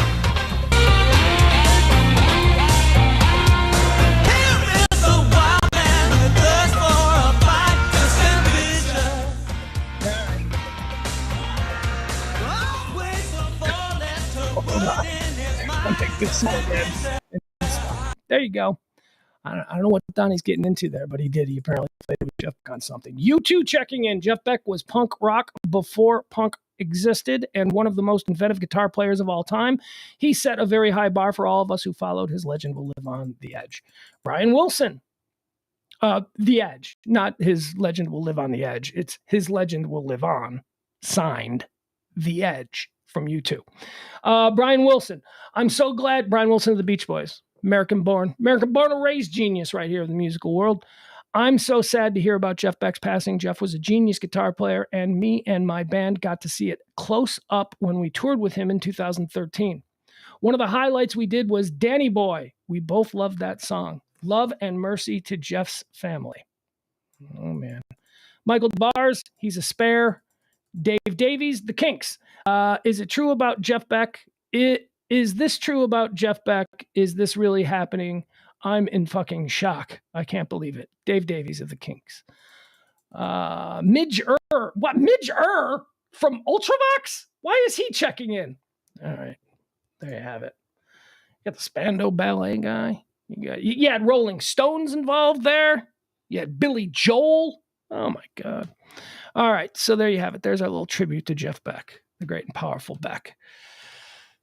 Which look, I love music. You know, I love music. I have a lot of hot takes on music, but it's only the stuff that I'm particularly interested in that I have these hot takes on. As far as Jeff Beck goes, Jeff Beck was always a guy before he died. You know, he died, so we're thinking about how we consider these people. To me, Jeff Beck was always just like one of those like super famous, super accomplished, like in that like I think of Jeff Beck in the stratosphere with when I think of like, you know, a Townsend or a Keith Richards, you know, people like that. Just, but I was never. I'm not a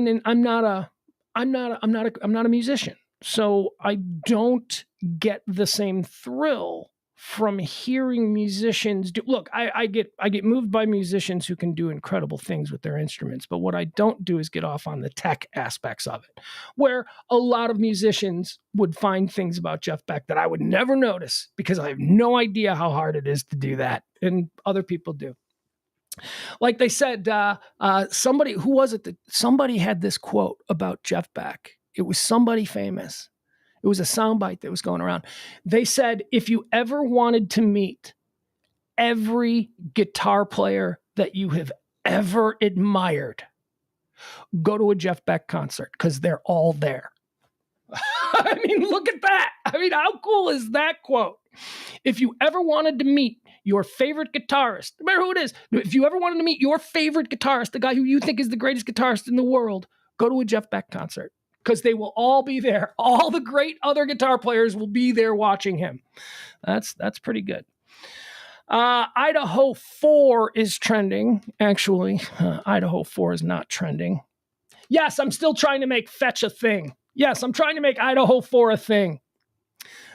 Because I don't want to say the name Brian Kugelbacher. I don't think that the Brian Kochendacher needs to be famous. I don't think his name needs to be out there. So Brian Kuffenfacher, he was in court today. It was very quick. He is, of course, the guy who did it.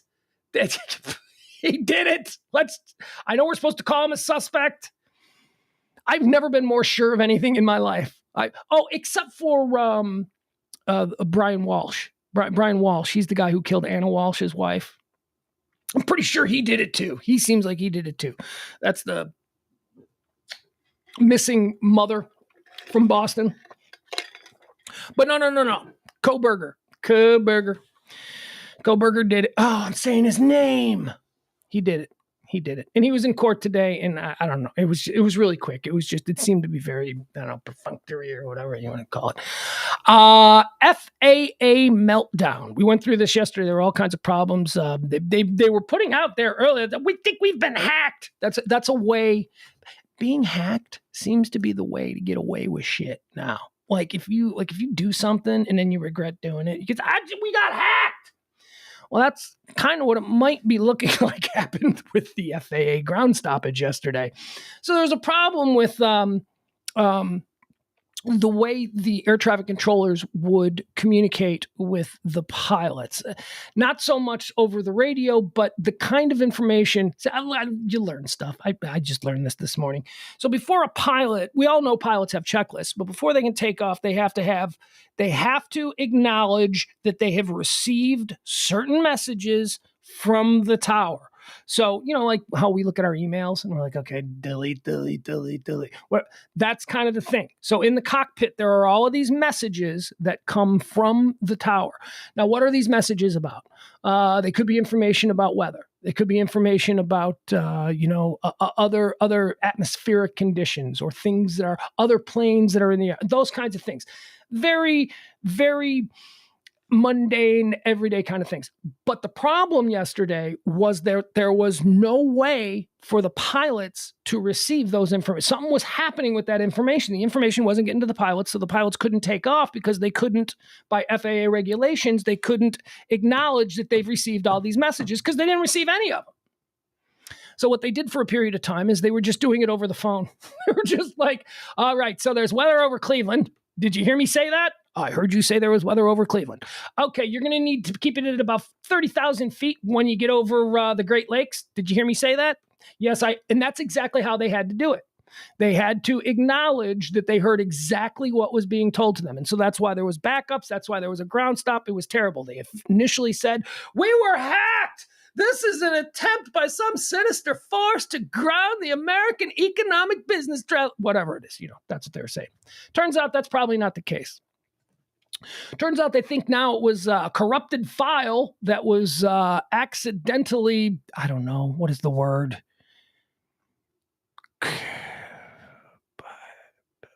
I don't know, whatever. Some dude was working on the system, and they believe now that he may have made a mistake. And so they're putting it on some $50,000 a year, airport engineer.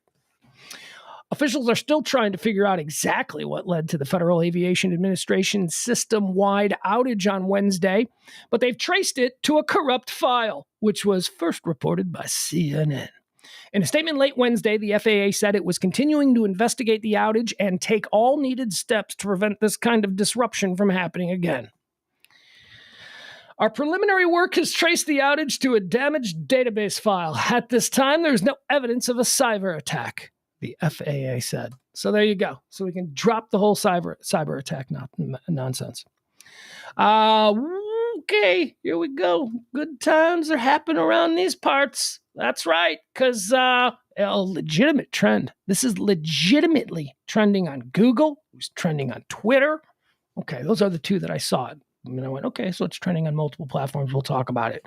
Frisco, Texas. That's right. What do we call Frisco? Frisco, Plano's hot little sister. That's what Frisco is. Frisco was like this little. When I moved here, Frisco was a cornfield. back in 2001. Frisco, there was nothing up there. It was the whole world died at the Bush. Nah, actually, that's not true. Yeah, well, there was still some.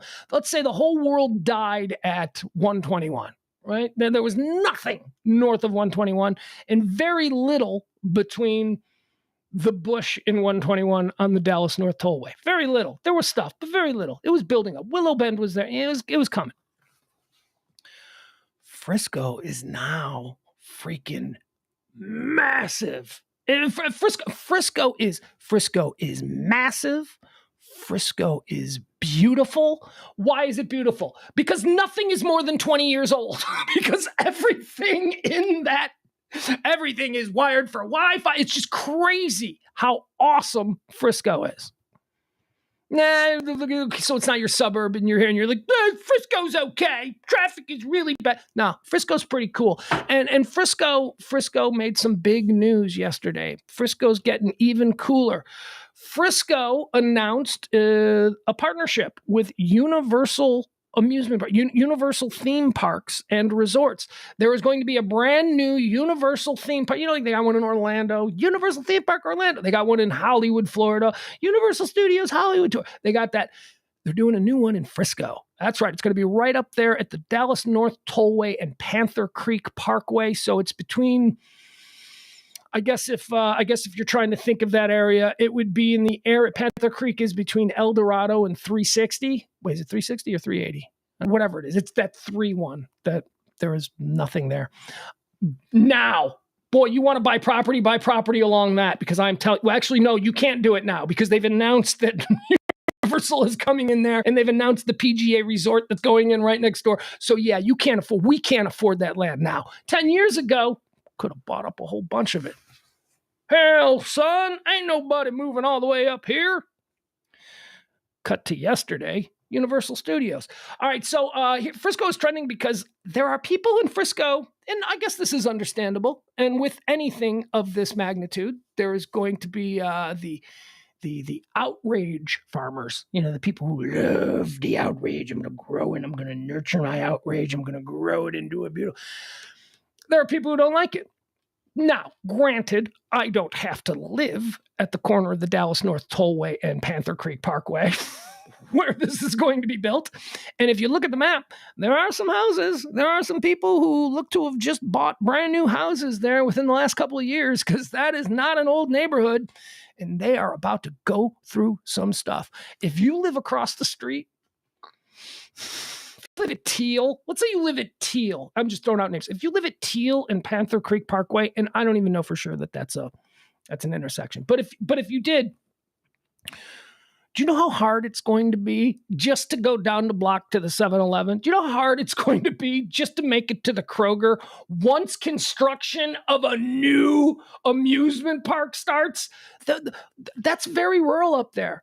That stretch of the Dallas North Tollway is still the Dallas North Tollway, but it ain't like the big hustling, bustling 10 lanes that you get when you're in Addison. It narrows down. Panther Creek Parkway does not seem like the kind of street that could handle the entrance to a Universal Studios theme park. I don't know. So people in Frisco, they got some questions. They're like, all right. Here's what they do. Here's what Universal does. Universal goes to like the 500, 600, 700 families or whatever it is that live in that little neighborhood that's like right there across the street that seems to be in for a whole lot of inconvenience over the next couple of years due to construction. Universal goes to those people and they go, okay, look, for 10 years, you get free passes. 10 years of free passes. Imagine that. Here's the selling point. You got like kids. These kids live across the street from Universal. You don't think that like when they're bored, you can't say, here, take the passes and go walk to Universal's theme park. Right? I mean, you could do it that way. You can do it that way. Just take care of the people that are going to be inconvenienced, because they are going to be inconvenienced. Frisco residents living in neighborhoods butting up to the site of the newly announced family-focused theme park from Universal Parks and Resorts met at Trent Middle School Wednesday. Oh, that probably went well. They should be excited. What does this do for property values? Over the course of the next couple of years, it's probably not going to be great because of the construction. But once that's all built up, you're in Frisco, man. I got to imagine your property values ultimately, it should be beneficial. Although, does anybody want to live next door to Six Flags, right? Does anybody want to live next door to Disney World? I don't know. Here's what the Frisco residents say. Frisco residents living in neighborhoods butting up to the site of a newly announced family-focused theme park from Universal Parks and Resorts met at Trent Middle School Wednesday night to ask questions and raise concerns. I bet they had concerns about the potential impact on nearby families. Here's a quote now. "We just want to make sure that our lives aren't completely upended," said Colin Barry. Okay, Colin, we'll make sure that you're taking manifest destiny, bitch. The betterment of the North Texas region outweighs your concerns for your family. I'm sorry to be so completely blunt about it, but that's true. I understand you have family. You concerned about them, being stuck in traffic trying to get out of your subdivision because there's like a gigantic earth mover doing 3 miles an hour in front of you at rush hour. This is a community with a lot of young kids here. We want to make sure that the right people are attracted by it. Dude, this is a Universal Studios resort, and the theme of this one is for kids. What are you worried about? I guess you know what they're worried about? They're worried about Six Flags. They're worried about teenagers. They're worried about, all that kind of nonsense. But it's going to happen inside the park. Unlike any of its other properties, Wednesday's Universal Park and Resorts announced this new park will be geared at attracting young children with family-friendly attractions. With the potential to span over 97 acres east of the Dallas North Tollway and north of Panther Creek Parkway, officials stressed tonight that Frisco Park will be just a quarter of the size of the Orlando property. All right, so the first stage, is that what it says, first stage? Okay, so it is planned in the beginning to just be a quarter of the size of the one in Orlando, which is fine, because the Orlando stuff, that's all super big. Like, down in Orlando, the size of the Universal Studios, the size of their property, the intent of what they built down there, that's all because Disney is next door. So they had to go extra big because they don't want to look like the little stupid thing next to. So it would make sense that without Disney looming next door, you could pretty much build whatever you want here, right? What else do we have here?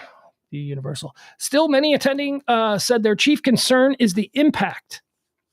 And a 300-room hotel will have already have congested streets. We already have so much coming in here with the PGA and the Dallas Stars facility and stuff like that. That's the other. Dallas Stars are now moving up there too. They're putting their big, Dallas Cowboys are already there. World headquarters for Dallas Cowboys. The Star is already there. Which, man, I'll tell you, when you're on a budget and you got a kid and you're just looking for stuff to do, just go up to Frisco. You can see things and entertain the kid with stuff that doesn't really cost you anything. We went up there, we spent 2 hours walking around the Star. The Star is the Dallas Cowboys world headquarters. The Star is where they have all the fields. The Star is where they practice. It's where Jerry Jones's office is. It's like Las Vegas. It is absolutely, I'll put it this way. I see a couple of friends from Chicago who are watching.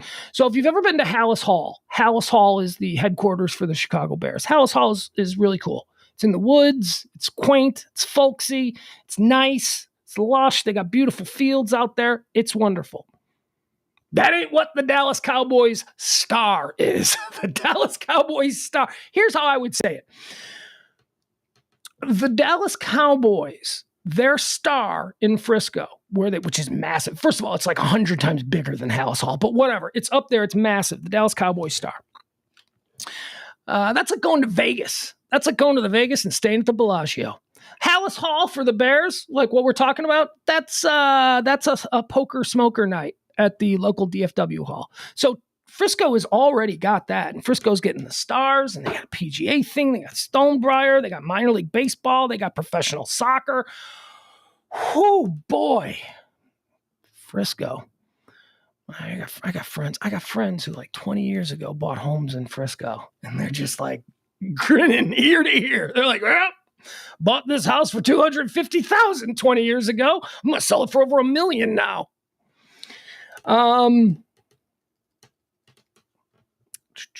Let's see here. What else do we have? All right. Frisco Frisco is trending. I don't need this. Here's another one that comes local. Here's another local story that was trending. Rockwall Heath High School. I don't know if you guys saw this story. Again, I'm not trying to do necessarily North Texas-centric stories, but these are legitimate things that were trending. An incident occurred at Rockwall Heath High School. Texas high school football players hospitalized after coach forces them to do 400 push-ups as punishment. Head coach John Harrell is now on administrative leave as the situation is investigated. All right, so here's the story. Let's see if we can give it to you. Texas high school football players were reportedly hospitalized after their coach forced them to do 400 push-ups in an hour as punishment. Hey, man, if I was doing a wacky morning radio show, I'd probably say something like, I can do 400 push-ups in an hour. You can do 400 push-ups. Oh, man, for the next hour, Pugs is going to be in the corner. He's going to try and do 400. But that would be a radio bit. We're not going to do that. Rockwall Heath High School head football coach John Harrell is being accused of requiring his players to perform the rigorous task. He's been put on administrative leave as a third-party investigation is underway. This all came from a letter the school sent parents. Let's see here. One mother said her son was forced to do 300 to 400 push-ups and was not allowed a water break. The Dallas Morning News reported. Her son was hospitalized for rhabdomyolysis, which can cause kidney damage or failure. As a parent, we send our kids to school trusting that they will be cared for in the highest level. That has been the case until this unfortunate event, the parent said. The paper said at least 8 students were hospitalized after the incident that occurred last Friday in an athletic class. What the fuck is an athletic class? It was like gym? Can you just call it gym? Because now I'm thinking that they got classes up there where they just talk about football or rotisserie baseball. I don't even know what would an athletic class, what would that be? Rockwell health administrators said they learned of the incident on Monday and acted swiftly.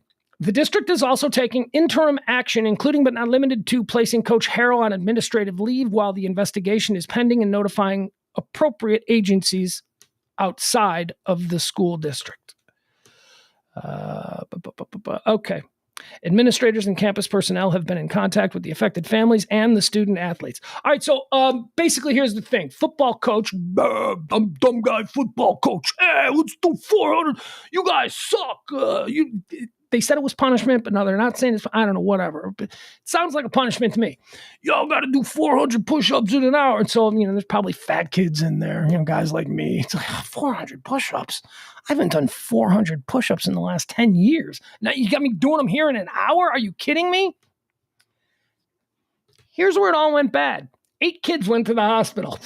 8 kids went to the... So there was like a part of me that says on this story, Dad, mommy coddling these little babies, tough it up, man. I'll tell you a story. I was playing high school football. This was freshman year. I was playing high school football, and it was double sessions in the summer. And one of the kids, I was on the JV at the time. I was just a freshman. But one of the players for the varsity team collapsed on the field. 17-year-old healthy senior in high school. We're in the middle of practice. It's like 93 degrees in the Midwest, which is super hot for us. Not here in Texas, but super hot up there. And he collapsed. And we were all like, that's kind of what is going on over there, because everybody ran over. They picked him up. Now, granted, this was 1983, 1984, something like that. They picked him up, and they carried him over to the sideline, and they proceeded to dump a bucket of water over his head. He snapped out of it. He got up. Apparently, he said, never went to the hospital, never nothing. Now, I don't know. He could have died.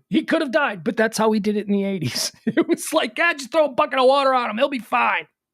But it was heat stroke. Now we know. I didn't know back then what it was, but now it's obviously he dropped from heat stroke and they dumped a bucket of water on his head and he was fine.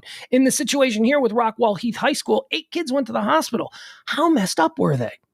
Now, I understand that you go to the house. Like now, if that happens today, double sessions, 2023, high school football, kid drops dead. Nobody touches them. They just let them lay there and wait for the ambulance. They, because we live in a different time. Back then, I'll never forget that. They just picked them up, carried him over to the sideline, put him on the ground, and dumped a bucket of water on his head. That'll fix him. The 80s. I keep telling you, man, the 80s had no rules. We have rules now. We didn't have rules like that back in the 80s. Brady Luff, captain on the football team, said he did not believe Harrell was punishing the players as he saw the workout, or he saw it as a workout instead. He said it was instilling discipline. Luff added that water was available for players and that they were free to go get it if they need. Luff said the water was available for players and they were free to go if need be. Okay. So 8 kids went to the hospital because apparently they were dehydrated. So I don't know that water was available. This Luff is a kid. This person I just quoted is a kid. So I have no comment on it. He's a kid. It's whatever. Sticking up for his coach. He doesn't know any better. But 8 kids went to the hospital. And also the idea here that, well, you were free to go if you couldn't hack it. That's not reality. That's not, I am sure that if someone tried to go, and he just stormed out, it wouldn't have been cool, right? If somebody just walked out of it, I'm not doing this, and that person would be down in the principal's office. So you were free to go if you didn't want to be there. It's stop it. Shut up. Oh, wait a second. I forgot he's a kid, so I don't really care. Luff's mom, Stephanie, her I can go to war with. Luff's mom, Stephanie, also did not see anything wrong with Harrell's workouts. 8 kids went to the hospital. What do you mean you didn't see anything wrong with it? Obviously, look, I understand that, in communities such as this, the football coach plays a very big role. And everybody loves a football coach who goes to the same church as me. Hey, coach, how are we going to do this year? It's Texas high school football. So I understand the compulsion to maybe take up for your high school football coach when it seems like the woke mob. 8 kids in the hospital. It's a woke mob. The woke mob's coming for him. But come on, Mom. What are you doing? 8 kids went to the hospital. This is obvious. This obviously did not go according to plan. This was obviously not. If anything was going on with this situation that I thought these kids were being harmed, this is the mom, I would have been the first person up at the principal's office or wherever I needed to go to have this shut down, she noted. But you didn't. But the 8 kids went to the hospital, and you didn't. You weren't the first person who went to. That was one of the moms of the kids who went to the hospital. So this is some bullshit. If anything was going on with this situation that I thought these kids were being harmed, they went to the hospital, I would have been the first person up at the principal's office or wherever I needed to go to have this shut down. No, you wouldn't. You are just repeating shit that you think sounds good. You're just fucking programmed. Like I always say, you're just saying shit. Just be honest. Be like, man, I feel for the kids that had to go to the hospital. I don't know much about this. So let's just let this play out and see where it goes. You don't have to just take up for the coach and then pretend like you're a better mom than moms whose kids got sent to the hospital. Some people are just so stupid. I'm going to be on TV. Okay. I'm going to say something stupid. So that's why Rockwall Heath High School is trending. Hey, you know what's coming up, guys? You know what's coming up? It's coming up. We going? We can get together. We should get group rates. We should talk to somebody who's a travel agent. We should get a good group rate because we need to all be in Boston, Massachusetts back in April or coming up in April. We're going to get together. Let's go. Why? SatanCon 23. That's right. The first international Satanist convention is happening in Boston, Massachusetts. Let's go. Come on. Let's see what they're getting into. Who's up for a good goat sacrifice? Or do they not sacrifice goats? Because doesn't the devil in their little world, doesn't he have like a goat head? I don't know what that's about. All right, let's learn about SatanCon 23. SatanCon 2023 is dedicated to Boston Mayor Michelle Wu after the Satanic Temple was barred from delivering invocation at City Hall. Okay. Let's give you a full thing here. So This is one guy, and it's a group, and it probably grew online or whatever. It's only 10 years old, this particular Satan group, the Satanic Temple, it's called. They've made news pretty regularly. They go to places where they know people will be outraged, and they try to put statues up of the devil, right? And they get all kinds of attention, and then that grows their socials, and then suddenly they've got millions of people, and now they're starting chapters all over. It's a bit. This is a bit. These are not actual Satanists. This isn't like Anton LaVey and the Satanic Bible and that first satanic movement that we saw. But and even that, if you look at, that was just weirdness. That wasn't so much what I think we reductively consider Satanism, right? When we think as Judeo-Christian individuals living in the Western world, when we think about Satanism, we think that, oh, the way we feel about Jesus, they feel about the devil. The way we're good, they're bad. It's not that simple. It's stupid, and it's people being idiots, of course, but whatever. This particular group, these guys are trolls. These guys are, they do. So let me read to you. The Satanic Temple is planning to hold SatanCon 2023, which it describes as the largest satanic gathering in history in downtown Boston, April 28th through 30th. The event has been dedicated to Boston Mayor Michelle Wu after the city. All right. So again, this is their trolls. They're dedicating this conference to the mayor of Boston because they asked the mayor of Boston if they could give a speech on Satan to the Boston City Council, and she said no. Not a speech, an invocation. So like after they do like the Christian prayer, these guys wanted to come in and go, all right, all hail Satan. Yeah, rock and roll, or whatever they do. I don't even know what the stuff is. So she said no, because of course she said no, because this is ridiculous. So now they're dedicating this big thing to her. It will feature discussion panels, entertainment, satanic rituals, a satanic wedding chapel, and a satanic marketplace. Satanic. Oh my God. Well, if you need the ground extract of witch's tit, I imagine you could get that at the satanic market. What else do you get there? Goat semen. I need a gallon of goat semen. I've been looking. Can I get some goat semen here? Yeah. What kind do you want? What do you mean, what kind? Well, 2%? You want 2% goat semen, or do you just want full vitamin D goat semen? The group has received national attention for its efforts to establish an after-school Satan club at primary schools all over the country. The Satanic Temple's next SatanCon is very different. Not the same thing. I mean, it's just a couple of words, couple of letters changed up, but totally different vibe. The Satanic Temple's next SatanCon is going to be held in Boston and is being dedicated to Boston Mayor. We already covered all of that stuff. Why are they just repeating the same story twice? Okay, so there you have it. Anyway, we don't need to spend any more time on that. These people are just trolls. They're just brilliant. I got to be honest. If in 2005, I'm looking at the way social media is going and trying to figure out how to grind this, see, I might have founded the Church of Satan just as a troll, just to like get people all freaked out.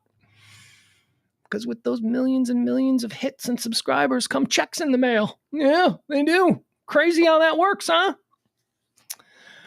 All right, so that's what's up with SatanCon. Matt Schlapp. Let's get more into Matt Schlapp. Matt Schlapp's the guy who runs CPAC. He's a conservative commentator. He's on TV all the time. Married to Mercedes Schlapp, who was a Trump spokesman, who's hot.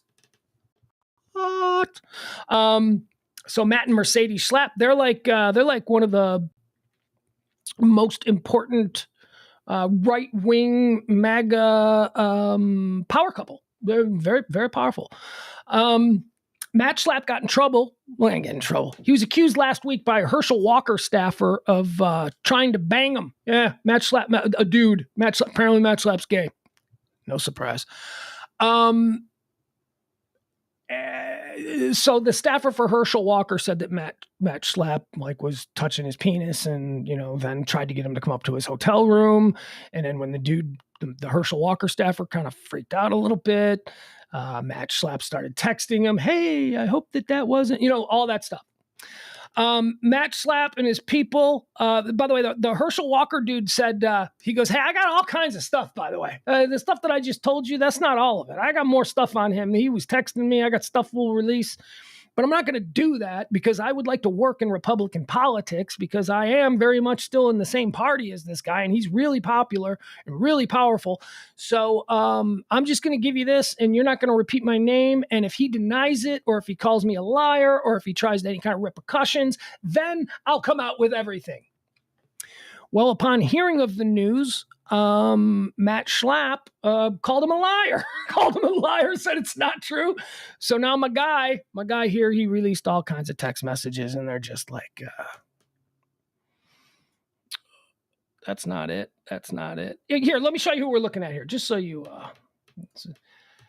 just text messages like, hey, oh, here's a weird one. Matt Schlapp sent him a text message that said, I eat dinner at 7. Would you like to have drinks with me afterwards? That sounds okay. All right. Weird that one of the most powerful men in Republican politics is inviting for drinks, just he and him, some low-level intern on a Herschel Walker campaign, right? I mean, that's weird. That doesn't happen. That's not normal. But what I thought was most interesting about that was just how firmly, I eat dinner at 7. Is it like an everyday thing? Every day at 7? I must be eating dinner. It is 7 o'clock. And sometimes I don't eat dinner till like 11:45. Sometimes I'll eat dinner at 2:30. It's time for dinner. I'm hungry. And then again, look at me. Not exactly a picture of health and fitness. Here, I'm going to give you some pictures of Schlapp and his wife. She's hot. Mercedes Schlapp is hot. She's married to a gay man. So she's not getting...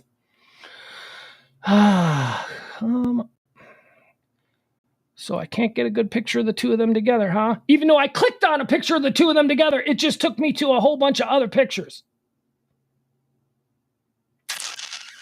There we go. That's what we're talking about. Here we are. All right, so this is Matt Schlapp. You've probably seen him on TV, but apparently he likes young dudes. He likes young. Look at him. Oh, look at him. Look, happy couple. She's hot. Mercedes Schlapp is hot. She's a little too much plastic surgery, and it's starting to show like she's desperate about aging. And it's probably due to the fact that she doesn't feel like her husband loves her because he doesn't make any moves on her in the past 20 years. Because as we know now, he's gay. He's gay. So she's constantly tweaking and doing all this kind of stuff. She's hot, though. She is hot. And that's him. There you go. So the dude, he just released a bunch of, and again, I don't get into it, but you can find it if you want. I find something very attractive about his wife. And this is, okay, so ladies, yes, this is a bad story for Matt Schlapp, and it's a bad story for CPAC. It's a bad story for his reputation. But what about for her? Like, for the wife of the guy who's being accused of trying to jerk off and that's what basically it is. He put his hand in his pants and started to like manipulate his penis while they were driving in a car. Weird. And it should also be noted that the dude who is the victim, shall we say in this? Okay.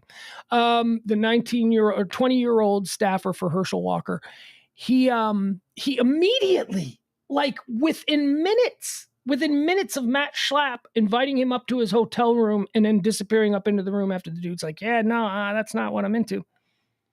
Within minutes, he started texting people and talking to friends and talking to other people within the Herschel Walker campaign saying, look, this is what happened. I want to get it right now, just so everybody knows so that there's no...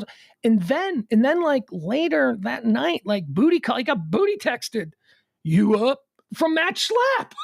Like, maybe you've reconsidered wanting to come... Oh, God, it's all so creepy. Anyway, he seems dead to rights. This seems completely... And it's coming from inside the house. It's coming from their own party.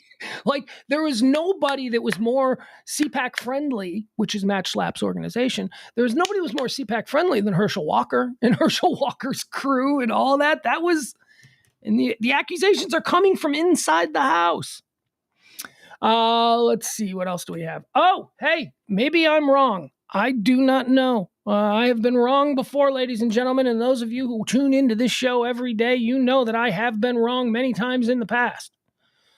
Just the other day, we were talking about the Dana White situation, and I boldly proclaimed that they ain't going to touch him. Ain't nothing going to happen. Too much time has passed. Dana White is the president of the UFC, the Ultimate Fighting Championship. He's the Abner Doubleday of mixed martial arts. Mixed martial arts was not something that anybody knew about or paid attention to until Dana White, 25 years ago, started to create this sport. So whatever you think of him, he is the Abner Doubleday of MMA. Can't take it away from him. He was videotaped on New Year's Eve slapping his wife and then stomping her. He slapped her. She fell to the ground. And then the video, he's like kind of stopped. It was terrible. It was, she slapped him first. We're not going to get into that, though, because Dana White's a big roided out freak. And, yeah, he is. He's roided out. So we all thought, especially since the UFC was no longer run and owned outright by Dana White's best friends, the Fertitta brothers. And they sold it. The Fertitta brothers and Dana White, Zuffa, which is what the company used to be called, Zuffa sold to Endeavor. Endeavor is one of the most powerful branding, marketing, and talent representation groups out there. Endeavor is huge. Endeavor is massive. Endeavor bought Zuffa in the entirety of the UFC for, I've heard, anywhere between $2.5 and $5 billion. I'm not entirely sure, but that's who Endeavor is. Endeavor is a company. Endeavor is run by Ari Emanuel. Ari Emanuel is the guy who formed Endeavor. Now, who is Ari Emanuel? Ari Emanuel is an agent, most famously. This is how if you want to I wonder how Ari Emanuel is handling the Dana White situation. Well, we have a bit of a cheat sheet that we can use here. Ari Emanuel, who is in charge of Endeavor, Ari Emanuel is the character that Jeremy Piven was playing on Entourage. On Entourage, he was called Ari Gold. But Ari Gold and Jeremy Piven was doing an imitation of Ari Emanuel, who is today one of the most powerful people in all of the entertainment world. He's also the brother of Rahm Emanuel, who was former White House chief of staff and mayor of Chicago for a bunch of years. And here's the funny thing about the Emanuel brothers. There's 3 Emanuel brothers. One is the most powerful man in Hollywood. One had the ear of the president and was the mayor of a major American city for years and years. And the other one is one of the world's most highly regarded surgeons. Imagine you're their mom. Who are you most proud of? The guy who can get you in the front row at the Oscars, sitting there meeting all this, or is it the guy who takes you out to dinner with the Obamas or whatever incredible political connections, or is it the son who's the heart surgeon who has pioneered? Pretty cool. Anyway, why did I feel the need to give you all that backstory? Because now Ari Emanuel is being prodded. Ari Emanuel, who is in charge of Endeavor, the company. Ari Emanuel, who is Dana White's boss. Ari Emanuel is now being pressured by politicians in California to fire Dana White. Now, when I said I was wrong earlier, I said I have to apologize, mea culpa, I was wrong. The other day I said it's taken too long. It's been a week. Dana White has kept his nose clean, kept his head down. They came for him. He survived the attack, and now he's going to be untouchable because we've all moved on. Not so quick. Enter into the storyline Ari Emanuel. Ari Emanuel has been asked to remove Dana White as president of the UFC. UFC boss says his leaving would hurt everyone but him.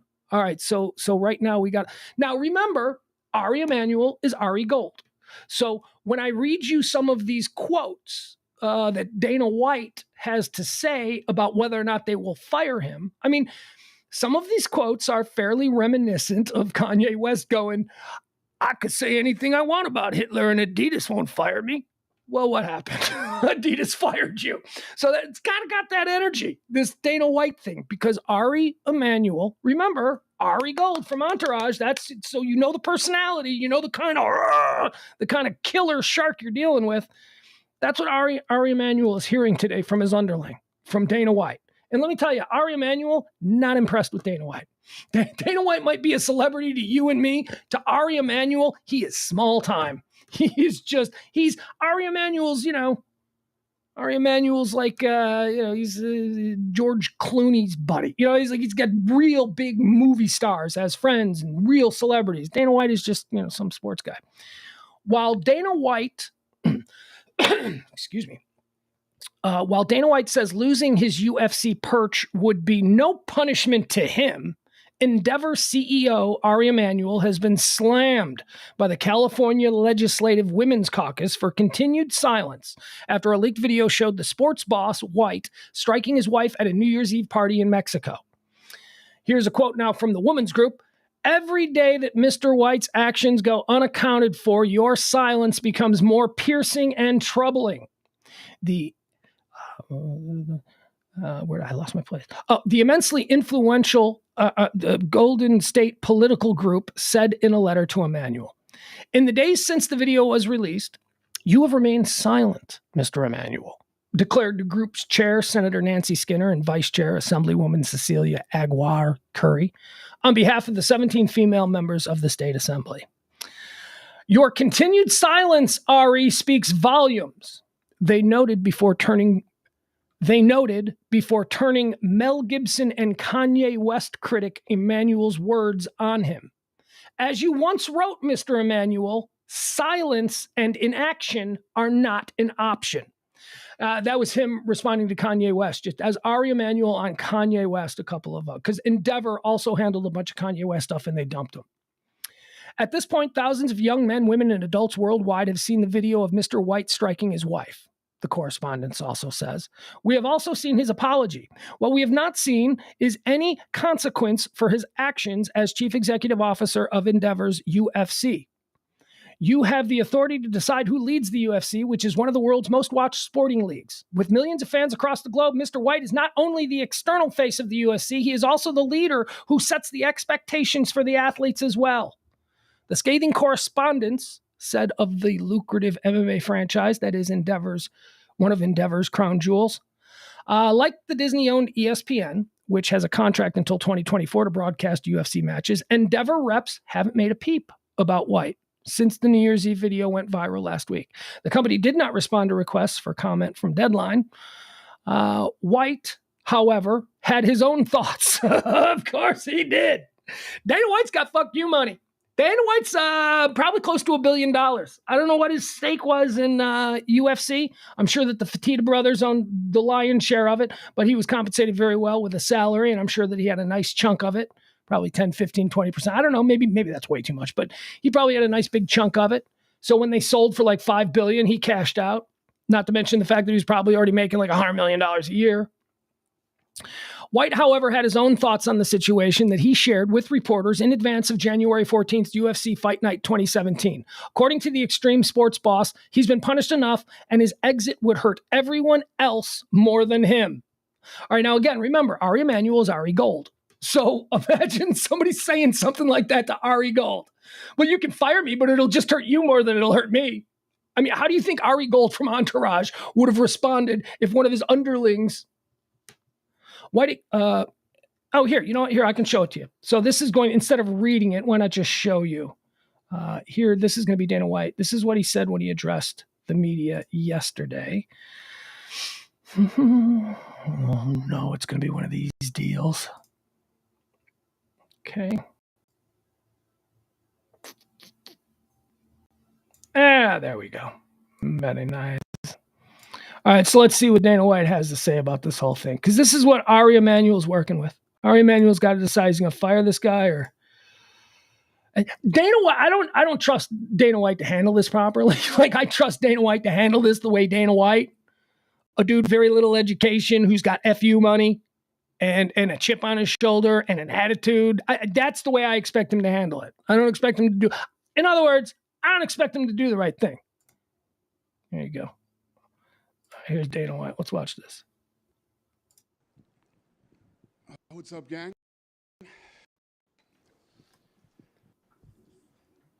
New Year. So I just wanted to come out today and talk to you guys on this media day with the athletes that, the focus is on them. These guys have trained hard and got ready for this fight. What happened on New Year's Eve is my mistake, not theirs. And obviously, nobody's more about free speech than me. If one of the fighters wants to come out and voice their opinion on it and whatever it might be, then by all means. I'm sure you guys have seen the TMZ video and seen my interview. Yep. It was obviously a horrible personal experience, and there's no excuses for it. Something that I'm going to have to deal with and live with for the rest of my life. And one thing that I do want to clarify in this thing that I didn't talk about on TMZ because I didn't expect it and I didn't see it coming is the people that are defending me. Who? There's never an excuse. Who is I'm sure you guys you? have read some of the same stuff that I've seen. There's no defense for this, and people should not be defending me over this thing, no matter what. Said the right thing. All the criticism that I have received this week is 100% warranted, and can I just point something out that just struck me as interesting? If we didn't know this was Dana White, and if we didn't have UFC markings all over the place, look at the way he's dressed, and look at the way. Doesn't he look like he almost looks like an Eastern European strongman dictator, right? Who's in the middle of a civil war, and he's got that's like some kind of military shirt. I don't know. I just thought that he looked like will receive in the future. So, and you know me better than anybody. Hold on, let's back that up a little. Over this thing, no matter what. All the criticism that I have received this week is 100% warranted and will receive in the future. So, and you know me better than anybody. If, especially the people that I don't like start coming after me, nobody fires back more than I do. Whatever anybody has to say, everybody has an opinion on this, and they're right to have their own opinions. I was very opinionated on this too, and I still am. It's crazy that I'm sitting here even having this conversation with you guys. What he means by that, and what should be historically noted here, just for context, because we're all judging him, throughout the course of his running of the UFC, there have been numerous instances of domestic violence perpetrated by fighters under contract to the UFC. Dana White he just made reference to the fact that, we've gone through this with fighters before, and it should be noted that consistently and without wavering, Dana White has fired all of them. Anybody who hits their women, anybody who hits their girlfriend, gets drunk, knocks their wife around, if you fight for the UFC over the course of the last 20 years, you get kicked out. Or at the very least, you get suspended pending investigation. Then you can't fight for a bunch of years. And he has been really good on that. He has. And he deserves, for context, he deserves to have a little bit of credit given his way. But and they're right to have their own opinions. I was very opinionated on this too, and I still am. It's crazy that I'm sitting here even having this conversation with you guys, but yeah. So my reason for being here today is I just wanted you guys to focus on them and not me. Any questions? I was going to ask you. Taking questions. I guess the big question that everybody wants to know. Like you said, no excuses. Full apologies, and I like your statement there that it shouldn't be defended at all. But are there going to be any repercussions? People are saying, he's a big public figure. He's big, charged this big company. Nobody's really talking about it. Are there any repercussions planned from the company or? This is John Morgan, who is an MMA reporter. I just wanted to stop it here to let you know he's really good. John Morgan is a really good journalist. He just happens to work in MMA, but he's really good. Self-imposed repercussions. Yeah, well, what should the repercussions be? You tell me. I take 30 days off. How does that hurt me? I told you guys when we were going through COVID could last 10 years. I could sit it out and, you know what I mean? What would be the problem? It's much like COVID, actually, me leaving. him knocking his wife around on New Year's Eve, and then whether or not he's going to get in trouble by his boss for it is much like COVID. Hurts the company, hurts my employees. Me leaving hurts the company, hurts my employees, hurts the fighters. Doesn't hurt me. I could have left in 2016. You know what I mean? I don't know.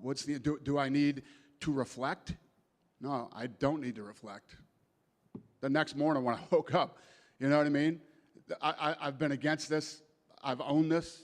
I'm telling you that I'm wrong. And but listen, I mean, we've had plenty of discussions internally with Ari, ESPN. Nobody's happy. Ari is Ari Emanuel, his boss, who we're talking about. Ari Gold from Entourage. Nobody's happy about this, you know. Neither am I. But it happened. And I have to deal with it. And what is my punishment? Here's my punishment. I got to walk around for however long I live. Is it 10.4 years or is it another 25 years? And I got to this is how I'm labeled now. My other punishment is that, you know, I'm sure a lot of people, whether it be media, fighters, friends, acquaintances who had respect for me might not have respect for me now. I mean, there are things that... All right, we can be good with that. There you go. That's basically Dana White. Yeah, you love it when a billionaire white man doles out his own punishment, huh? And that's something the world seems ready for? That's right. You know what? You did something wrong, Dana. Why don't you tell us how you should be punished? Let me say this about that whole thing. I think he handled it wonderfully. I think that's exactly. What do you want from him? What do you want from him? Do you want him to step down? Do you want him to quit? Why? Because that's what you want? Maybe he just needs to be fired. I know that if I was in his position, I would probably handle it the same way. I can't imagine that I would ever be in that position because I have been in relationships with women. I have been in an abusive relationship where I was the one that was taking it. And let me tell you, I could have kicked her ass. But I didn't, because that is not an option. It's just not an option. Some of you might remember, I think we ended up telling the true story on Pugs and Kelly, our old show. But I had a broken eye socket once. My eye socket was broken, and I had to have all kinds of. It was a big thing, and I think I explained it away on the air as saying that I caught an elbow in sleep while we were sleeping. My girlfriend, and she turned and she cracked me in the face with an elbow. That's not what happened. My girlfriend at the time picked up a very expensive watch box and she threw it at me from across the room in a fit of rage, and it hit me smack dab right in the middle of the eye. And it could have blinded me, and it shattered my eye socket. And then this person, you know, came running at me and started just pummeling me to the point where I left. So look, I've been through these kinds of situations where you get into these bad romances where, you know, you don't fight back. You're a guy, you don't fight back. I'm sorry. Well, that's not fair. Fucker, life ain't fair. What is wrong with you? You sound like a 4-year-old going, life ain't fair. That ain't fair. That ain't fair that women can hit men, but men can't hit them. Shut up, dude. Just get fucking go with it. All right. You're bigger. You're stronger. You're more powerful. You need to just get out of the situation. Run away. I'm not running away from some woman. Well, then that's a you thing. That's an ego thing. And your ego thing's going to get you put in handcuffs. Stupid.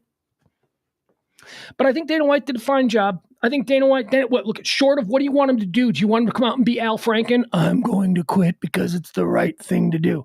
No, he's owning it. He's talking about exactly people don't respect me anymore. This is embarrassing to me because I have been so pretty much immovable in the way that I've dealt with fighters who have been in the same situation. They've all been released from the organization. You know, he's a bit ham-fisted because, as I said, he's not a real sophisticated guy. He's not highly educated, but he's up there like a regular guy going, what do you want me to do? You want me to quit? I'm not going to quit. They can fire me, you know, but if they fire me, it's probably going to be worse for them.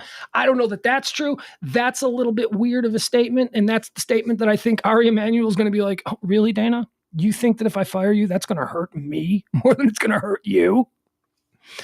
All right, so what is the 30,000-foot view of this thing as an MMA fan? Do I believe that the UFC will survive or could survive without Dana White? 100%. 100%. And you know how they do it? Fire Dana White. Make the new president of the UFC Joe Rogan. That's how you do it. Ari Emanuel, oh my God. Are you kidding me? If Dana White thinks that he's not replaceable, that there isn't somebody else that could be plugged in there who would have just as much interest to the fan base, that he's wrong. He is wrong. I know it seems like it's his baby and he created it from the very beginning, but he's wrong. You can pull out Dana White and you can give that job to Joe Rogan, and you can make Joe Rogan now the boss of the UFC. I don't think that he'd do it, because being the boss of the UFC is a full-time job. I don't know if he'd have time to do his podcast, but what I'm saying is there are other people. He is not irreplaceable. But I don't have that big of a problem with the way he handled this press conference. What I do, the whole reason I'm spending this time talking about it is because, it's delicious thinking about how Ari Emanuel is going to respond now. Because again, we know who Ari Emanuel is because we watched Entourage. We know who Ari is. That guy's nuts. That guy doesn't take shit from anybody. So we'll have to see how that plays out. Ari Emanuel, chairman of Endeavor, ball is in your court. Eggs are trending. Eggs. Yeah, that's right. So we had the good news, guys. I don't know if you were with us earlier, but one of the first stories that we popped out today was about how consumer price index is looking great. That's right. Biden's taking a victory lap. Consumer price index is down. It's down 0.01. Okay, whatever. Eggs are trending. Why are eggs trending? Because eggs are like $7 a dozen now. Eggs are insane. That's because Biden doesn't want people eating. Shut up. It has nothing to do with Biden. It has to do with avian flu, you morons. But go ahead, make it political, because that's the only way that you can process oxygen, I guess. The only way you can in and out is if something politically partisan is coming. That's the only way. So we're seeing that was trending yesterday. And now the story is out about eggs and what is going on with eggs. If you've been to a grocery store, you may have noticed that the price of eggs has skyrocketed. And stores like Kroger here in North Texas, you can only buy two dozen eggs. That's it. You're not allowed to buy more eggs. I'll tell you what, I'd like to see them try and enforce that as I go through self-checkout with my 5 dozen eggs. What are you going to do? You come over and tell me I got to put them back? Nah. A grocery staple that for decades has been a relatively cheap and reliable item has now become an elusive and even lavishly priced commodity. At a Whole Foods in Manhattan on Wednesday, shelves were empty for the cheapest eggs, which were $3.39 for a carton of 12 large grade A eggs. What remained, so the only eggs that are there, what remained were even more expensive options like organic cage-free eggs for more than $7.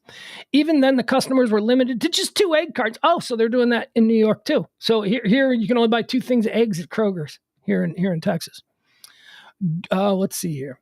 According to a sign on the refrigerator door, due to a nationwide shortage of eggs, you will only be allowed to purchase 2 single dozen cartons per person. Okay.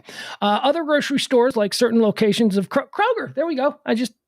Other stores, like certain locations of Kroger across the United States and Lidl in Britain, have also limited egg purchases. Prices of eggs across some countries have risen sharply. The main factor behind the shortage and the sharp rise in the price of eggs is an outbreak of avian influenza, also known as the bird flu, a highly contagious virus that is often fatal to chickens. Since the outbreak was detected last February, so this was from last February, there was this avian flu outbreak, and now it's taken all of this time to actually catch up to us for us to feel it. Sharp rise in egg is the outbreak of the avian influenza, also known as the bird flu, a highly contagious virus that is often fatal to chickens. Since the outbreak was detected last February, more than 57 million chickens in hundreds of commercial and backyard flocks have been affected by it. Infected or exposed birds are killed to prevent the virus from spreading. That has resulted in the depopulation of more than 44 million laying hens in the United States since the outbreak. All right, so that's why. We need more chickens.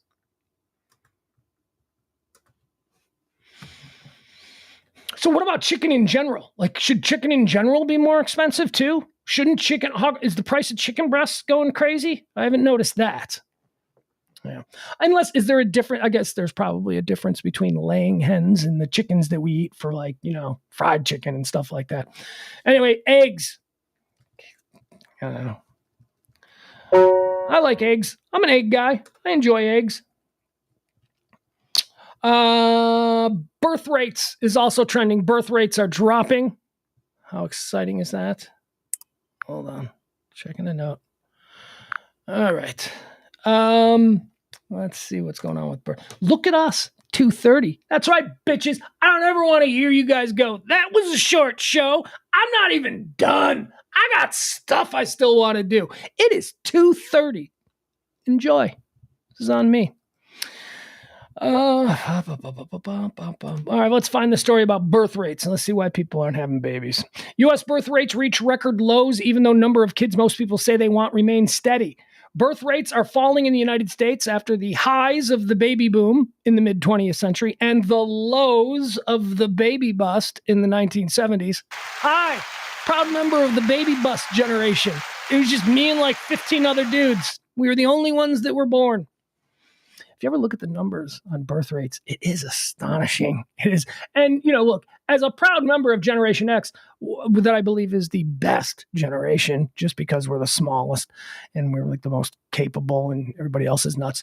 If you look at the birth rate charts, it's crazy. It's like it starts way up here with the baby boom, right way up here. And then baby boomers, and then it goes to Gen X. Whomp.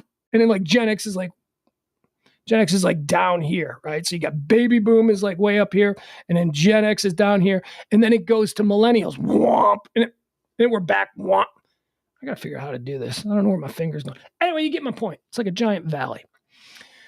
Birth rates were reliably steady for nearly 50 years, but during the Great Recession from 2007 to 2009, birth rates declined sharply, and they've kept falling. In 2007, average birth rates were right around 2 children per woman. By 2021, levels had dropped more than 20%, close to the lowest level in a century. Why? Let's see. Is this decline because of as some suggest, young people aren't interested in having children? Or are people facing increasing barriers to becoming parents? No, that is not why it's happening. This is look, all right, we'll move on.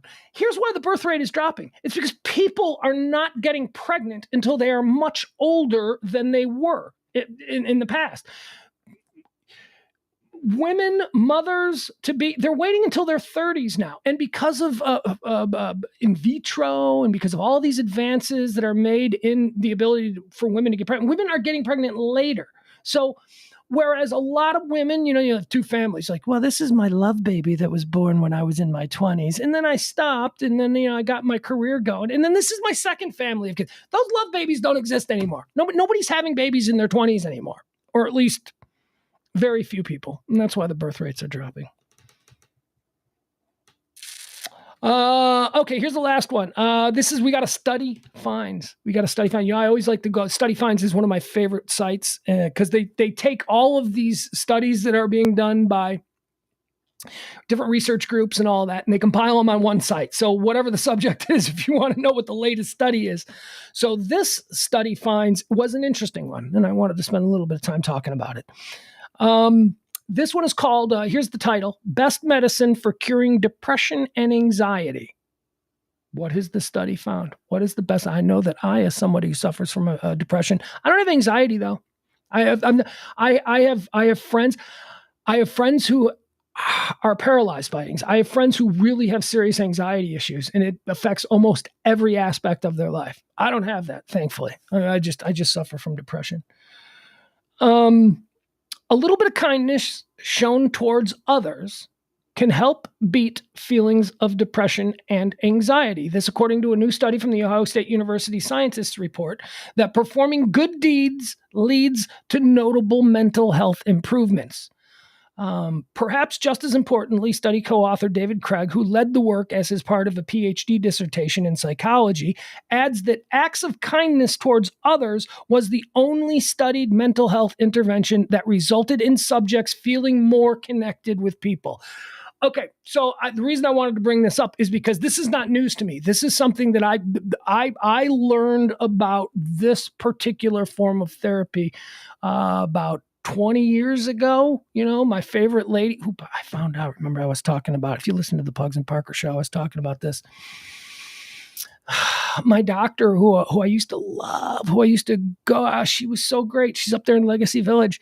And I was talking on Pugs and Parker about how, you know what, as soon as I get health insurance again, I'm gonna start talking. I'm gonna go back and see her because she really, really had me crushing it. She really had me focused.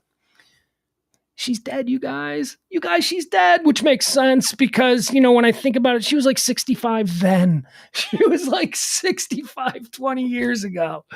The woman, the nice old lady who helped me with all kinds of things, who taught me about choice theory, about how you can affect everything in your life simply by focusing on the small choices, the mundane choice.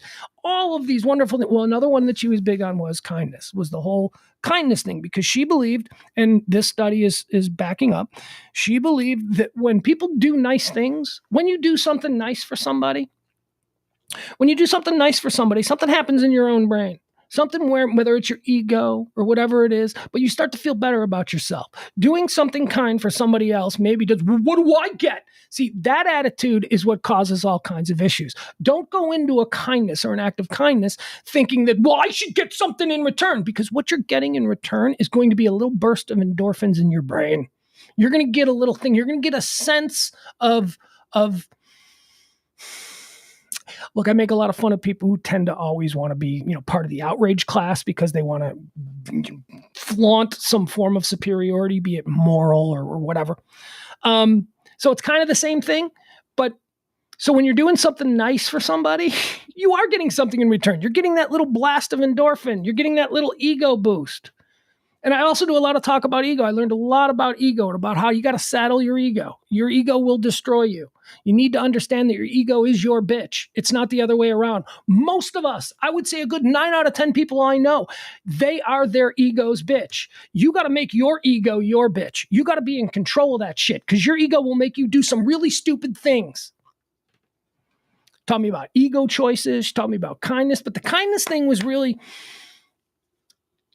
It's why, and people have mentioned this to me. It's why at the end of every show, I say, I love you guys. I love you guys. I appreciate you so much. I thank you for that. That's not just bullshit. That's real. That's real. And that's for my own good. Because when I am letting the people know that I care about them, that makes me feel like I am a part of something, that we are all a part of just this little bouillabaisse of decency. We can just be good people here. For 2 hours a day, we can be good, decent, cool people, right? Anyway, the study is basically backing up. I wanted to talk about it because the study is backing up all of the things that I have been working on to make myself a better person for 20 years now. And it is a form of therapy and a way of looking at and approaching your personal therapy that you don't have to go to anybody for. You just have to realize, you have to understand that transaction, that when you do something nice for somebody, you may not even notice it. Because it's probably not obvious. But when you do something nice for somebody, you do feel something. You do feel, for a moment, you feel like, yeah, I'm the good guy. Yeah, it's a good guy. And that shit's important, especially for people who suffer from depression, which I can talk ad nauseum about. Not necessarily anxiety. I'm not as familiar with that, and I've never really had to concern myself with that. But as far as depression goes, the causes of depression and why depressive moments occur in our lives, I don't believe it can be known. I think it just honestly has something to do with the moon's location and, you know, the tides and, you know, my brain firing and how that affects the balance in one's brain. And then you just kind of slip down into a hole and you feel absolutely worthless and you feel absolutely like, why do you even matter? You don't matter. That's how you feel. things. So and it's not caused by he lost his job, he's depressed and going to kill himself. No, losing your job doesn't trigger it. Losing your job might be a component, but it's other things that would trigger it. So the kindness thing was really, it was like an unbelievable tool that this one, it's why when I lost everything, when I lost my family, when I lost, what did I went to work for a veterans charity. I had other job offers. I could have done other things, but I decided to spend a bunch of years working for a veterans charity because I knew that with the other things, whether I was going through a divorce or whether, we bottomed out, we bought a radio station in this town and it fell apart. And so we had money problems and then my divorce is going through and I already suffer from depression and all of this pressure and all those kinds of things.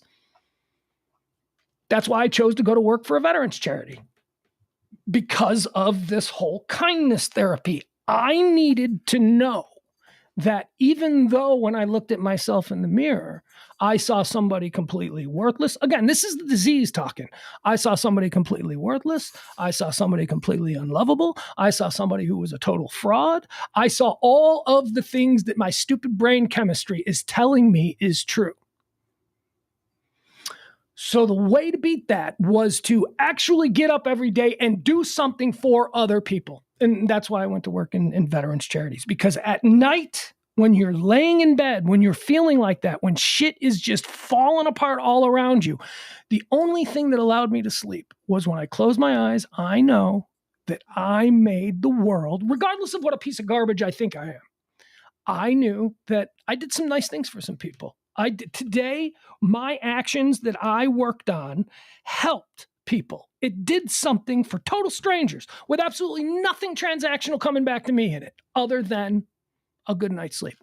So I thought this was interesting because the Ohio State University has now actually put out a study on the idea of kindness therapy and how it helps people who have depression and anxiety. If you have anxiety, I love you, but I'm not really trying to talk about that because I would talk out of my ass about anxiety. But I could talk for hours about depression. Oh, let's do a whole show on depression. That could be fun, huh?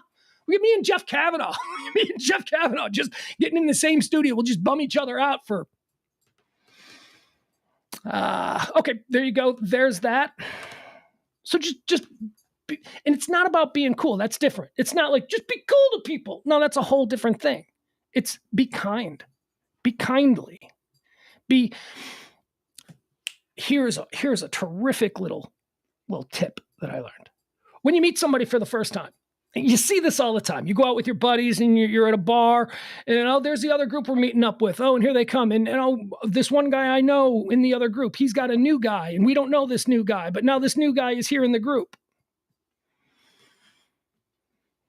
So most people are like in those kinds of moments. Most people are like, "What's up? What's up, dude? Hey, nice to meet you. What's up?"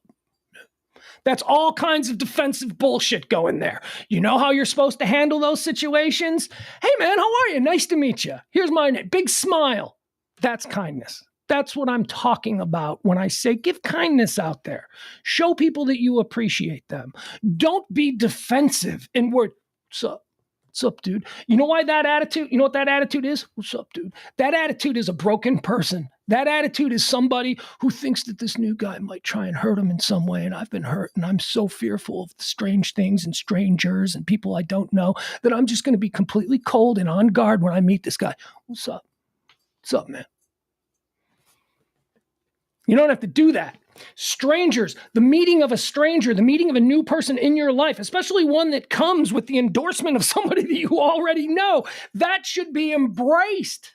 That should be, what's up, dude? Hey, man, how are you? So nice to meet you. It is not a coincidence that every con man and every successful salesman, the minute they meet you, give you a big smile, a hearty handshake, and a pat on the back. It's a technique. It's a technique. And it doesn't have to just be utilized in order for you to make money or to make salesman of the month. It can be utilized in every freaking thing that you do. Go to the racetrack. You smoke cigarettes. You buy your pack of cigarettes at the racetrack. You probably go to the same one every single day. Do you know the name of the person behind the counter? Have you ever said, hey, what's up? Have you ever chatted them up? Do you have a relationship with them? Or have you just gone to the same damn store every day for the last 10 years and gone, what's up? What's up? Thanks. I just want that. All right, what's up? I mean, you can do things. You can do things to artificially make yourself feel better if you're dealing with stuff that makes you feel bad. And that's the study finds. Ohio State University looking at the kindness theory, which just absolutely blew my mind 15 years ago now when I learned all about it and started utilizing it. People, one of the things that I love most about when I meet people, and I meet people all the time from back in the Pugs and Kelly days, we do a lot of bar appearances and stuff like that. I love when I meet somebody who I don't know from Adam. I don't recognize you. I don't remember you, but I love it when they come up and they say, "Hey, man," and they talk to me like they know me. They talk to me like we're old friends. Now, I understand a big component of that is because they listen to me on the radio and they feel like they know me more than I know them, but that's fine. But when they say stuff like, "Yeah, man, like 15 years ago, I remember we were out at Duke's and I came up and I said hello and you told me to sit down and you had a big," what, do you think I wanted to do all that? I mean, I did because I got something out of it, transactional. You know, I get to feel better about myself. I get to be nice to somebody. We have a nice moment. We've created something that didn't exist. Kindness in this moment. That's one of my favorite things. I love it when people come up to me and I don't remember them from anything, but they have details about what we talked about. And that's so incredible because that tells me that I made an impact. That tells me that we had a moment, that me and this other person. So kindness works. All right, let's, at this point, let's jump over and let's see what's happening as far as other trending topics and all that kind of stuff. By the way, promote the show. If you got some friends, maybe they're looking for something to listen to while they're sitting in their cubicle, please, come on, promote the show. That's all I can tell you. And donate too. If you want to donate, if you want to drop a little something, you can help us out. You can help us get through this month. Donations are open. You can go to Venmo. You can go to PayPal. Nah, PayPal, don't even bother with the PayPal. Venmo or Cash App. All right, let's see here. Trending in the United States. Lisa Marie Presley is trending number 1. Is she dead? Did she die? Okay. So you see something rando like that trending and you're like, why on earth would Elvis's daughter be trending? And it's like, oh God, did she die? No, apparently she just said that I know that my father would be proud when talking about the Elvis movie. That's a good movie. Oh, by the way, so you guys, well, we're just hanging out right now, right? We're not up against the clock or anything. So you guys, I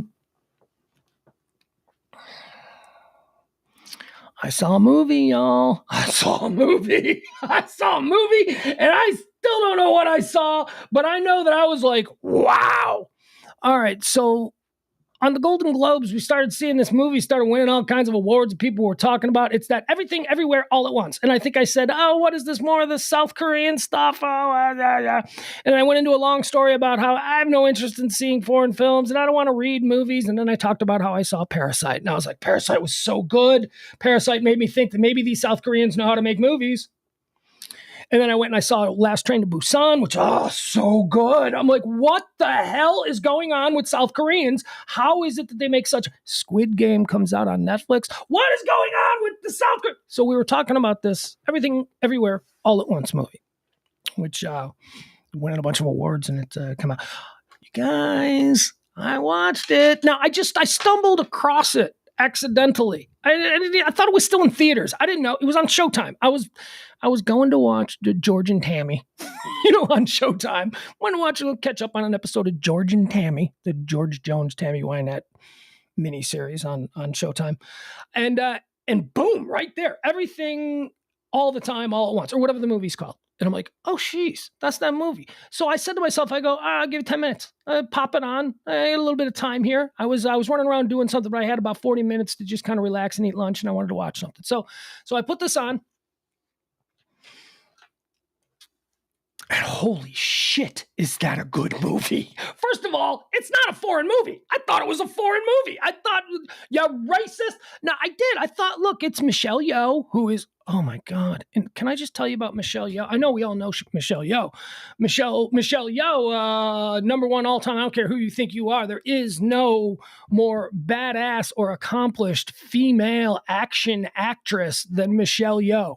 Whether it's all the Jackie Chan movies she was in the 90s, or Crouching Tiger, Hidden Dragon that won her all kinds of awards. She's amazing. Michelle Yeoh is amazing. And Michelle Yeoh has been gorgeous for she's 65 now or something like that. She looks 40. She looks like a gorgeous 40-year-old. She's 65. Anyway, in this movie, it's the first time she's ever played an old woman. And it's Michelle Yeoh. She plays a woman who runs a laundromat, a Chinese American woman who runs a laundromat. And it's about the multiverse. Like I say, here's how I describe this. How would you describe it? Well, it's indescribable. It's because it's unlike anything I've ever seen. It's crazy. It's all over the place. But how would I, if I needed to give you a bit of a idea of what to expect, what are we talking about? Sophie's Choice? Or no. It's not like a serious drama or anything like that. It's The Matrix meets Crouching Tiger, Hidden Dragon. That's what Everything Everywhere All at Once is. And it is mind-blowingly good. And the last thing that I'm going to say about it is it stars Short Round. Or maybe you're a Goonies guy, huh? Data. It's Data from Goonies. It's Short Round from Indiana Jones and the Temple of Doom. He's all grows up. And he's playing Michelle Yeoh, and he's winning awards. Short Round. When I found out that was Short Round, and by the way, you find out it's Short Round, before you see the movie. But then while you're watching the movie, all you can see is Short Round. All you can see is Short Round from Indiana Jones. I'm like, he's grown up now. Look at him. It's very good. You'll enjoy it. Let's see. Any other good things trending? No. Okay. Oh, I'm on the wrong trends. Hold on. I was just going to say we're done here, but then it turns out.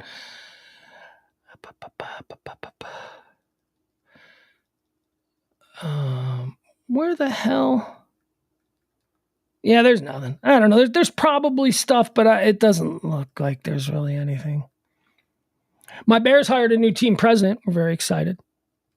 Head of the Big Ten. I'm very excited about that. New team president. Yeah, that's going to do it, guys. Okay, I think we're out. Now, as far as tonight's show goes, Pillow Talk with myself and James Parker. Pugs and Parker proudly present Pillow Talk on the Radio Misfits podcast platform. As far as that goes, be following me on Twitter or Facebook. I do not know. We have a business meeting set up for tonight. However, that may be in flux. So we may end up just doing a show tonight. So I'll let you know. If you see an indication, a notification, I guess it would be, you'll know there's a show coming. That's it. That's all I can say. Byron Granger says Lisa Marie is trending because she was rushed to the hospital because of cardiac arrest. Okay, thank you. Thank you for that. Because I just clicked on one of the links and it was something stupid about the Elvis movie. So hold on. Let's see if we can find the latest on Lisa Marie Presley. Jesus, she's like a year older than me.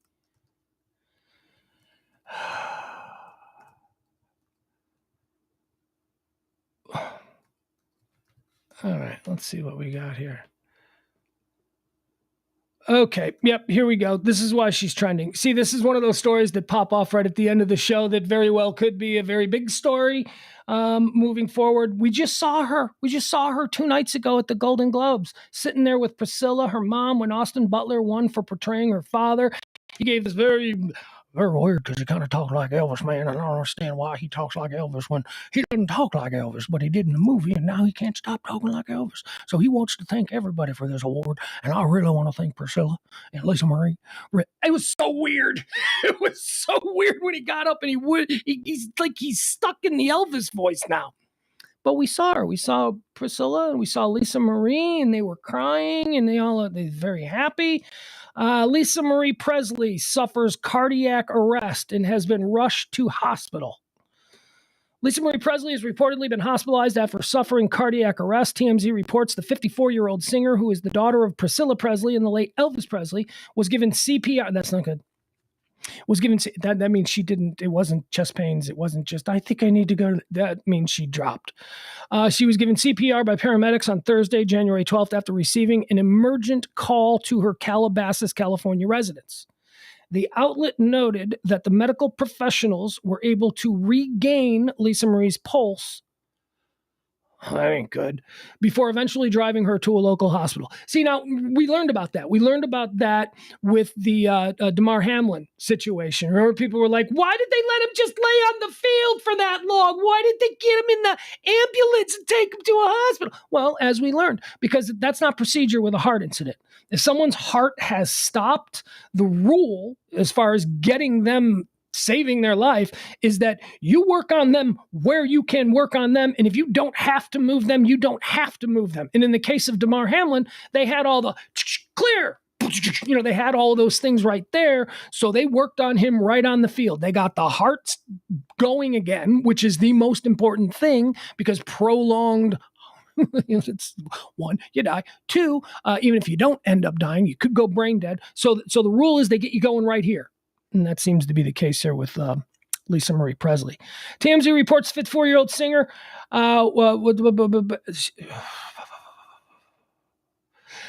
TMZ noted that the medical professionals were able to regain Lisa Marie's pulse before eventually driving her to the local hospital. Strange choice of words. By the way, this comes from Us Weekly. Very strange. Before driving her to the hospital. I mean, that makes it sound like they were like, come on, Lisa, get in the back. We got to drive you to the hospital. I mean, that doesn't, taken to the hospital is the way that, unless maybe I'm reading into it. Maybe they got her started. She's like, whoa, that was weird. Let's go to the hospital. Maybe, I don't know. That would be good. That would be encouraging. Further details about her condition have not been shared. 2 days earlier, Lisa Marie joined her 77-year-old mother at the 80th Annual Golden Globe Awards in celebration of Baz Luhrmann's nominated Elvis biopic. Both Priscilla and Lisa Marie even watched in awe as Austin Butler took home the Best Actor in a Drama for his portrayal of Elvis Presley. All right, yeah, there's no more information, but this is there you go. That's very sad. Let's give a best thoughts to Lisa Marie Presley. That's it. That's this thing right here. This thing right here, man. We are fragile. We are fragile. Humans are tough. No, they're not. Not after 30 years of cheeseburgers. All right, I just got a notification that says, seems like you're off the air. Are we still on the air? Are we still here? I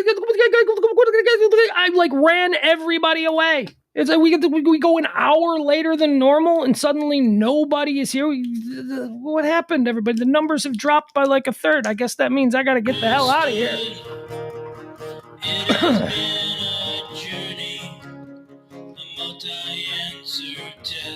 Everybody, we are on a never-ending quest. Tomorrow is another day. Everybody's here. All right. Thank you, Byron. Appreciate the help. I have found a different way. That's it. I'm going to have me a can of ravioli. Actually, I'm not going to call it ravioli anymore.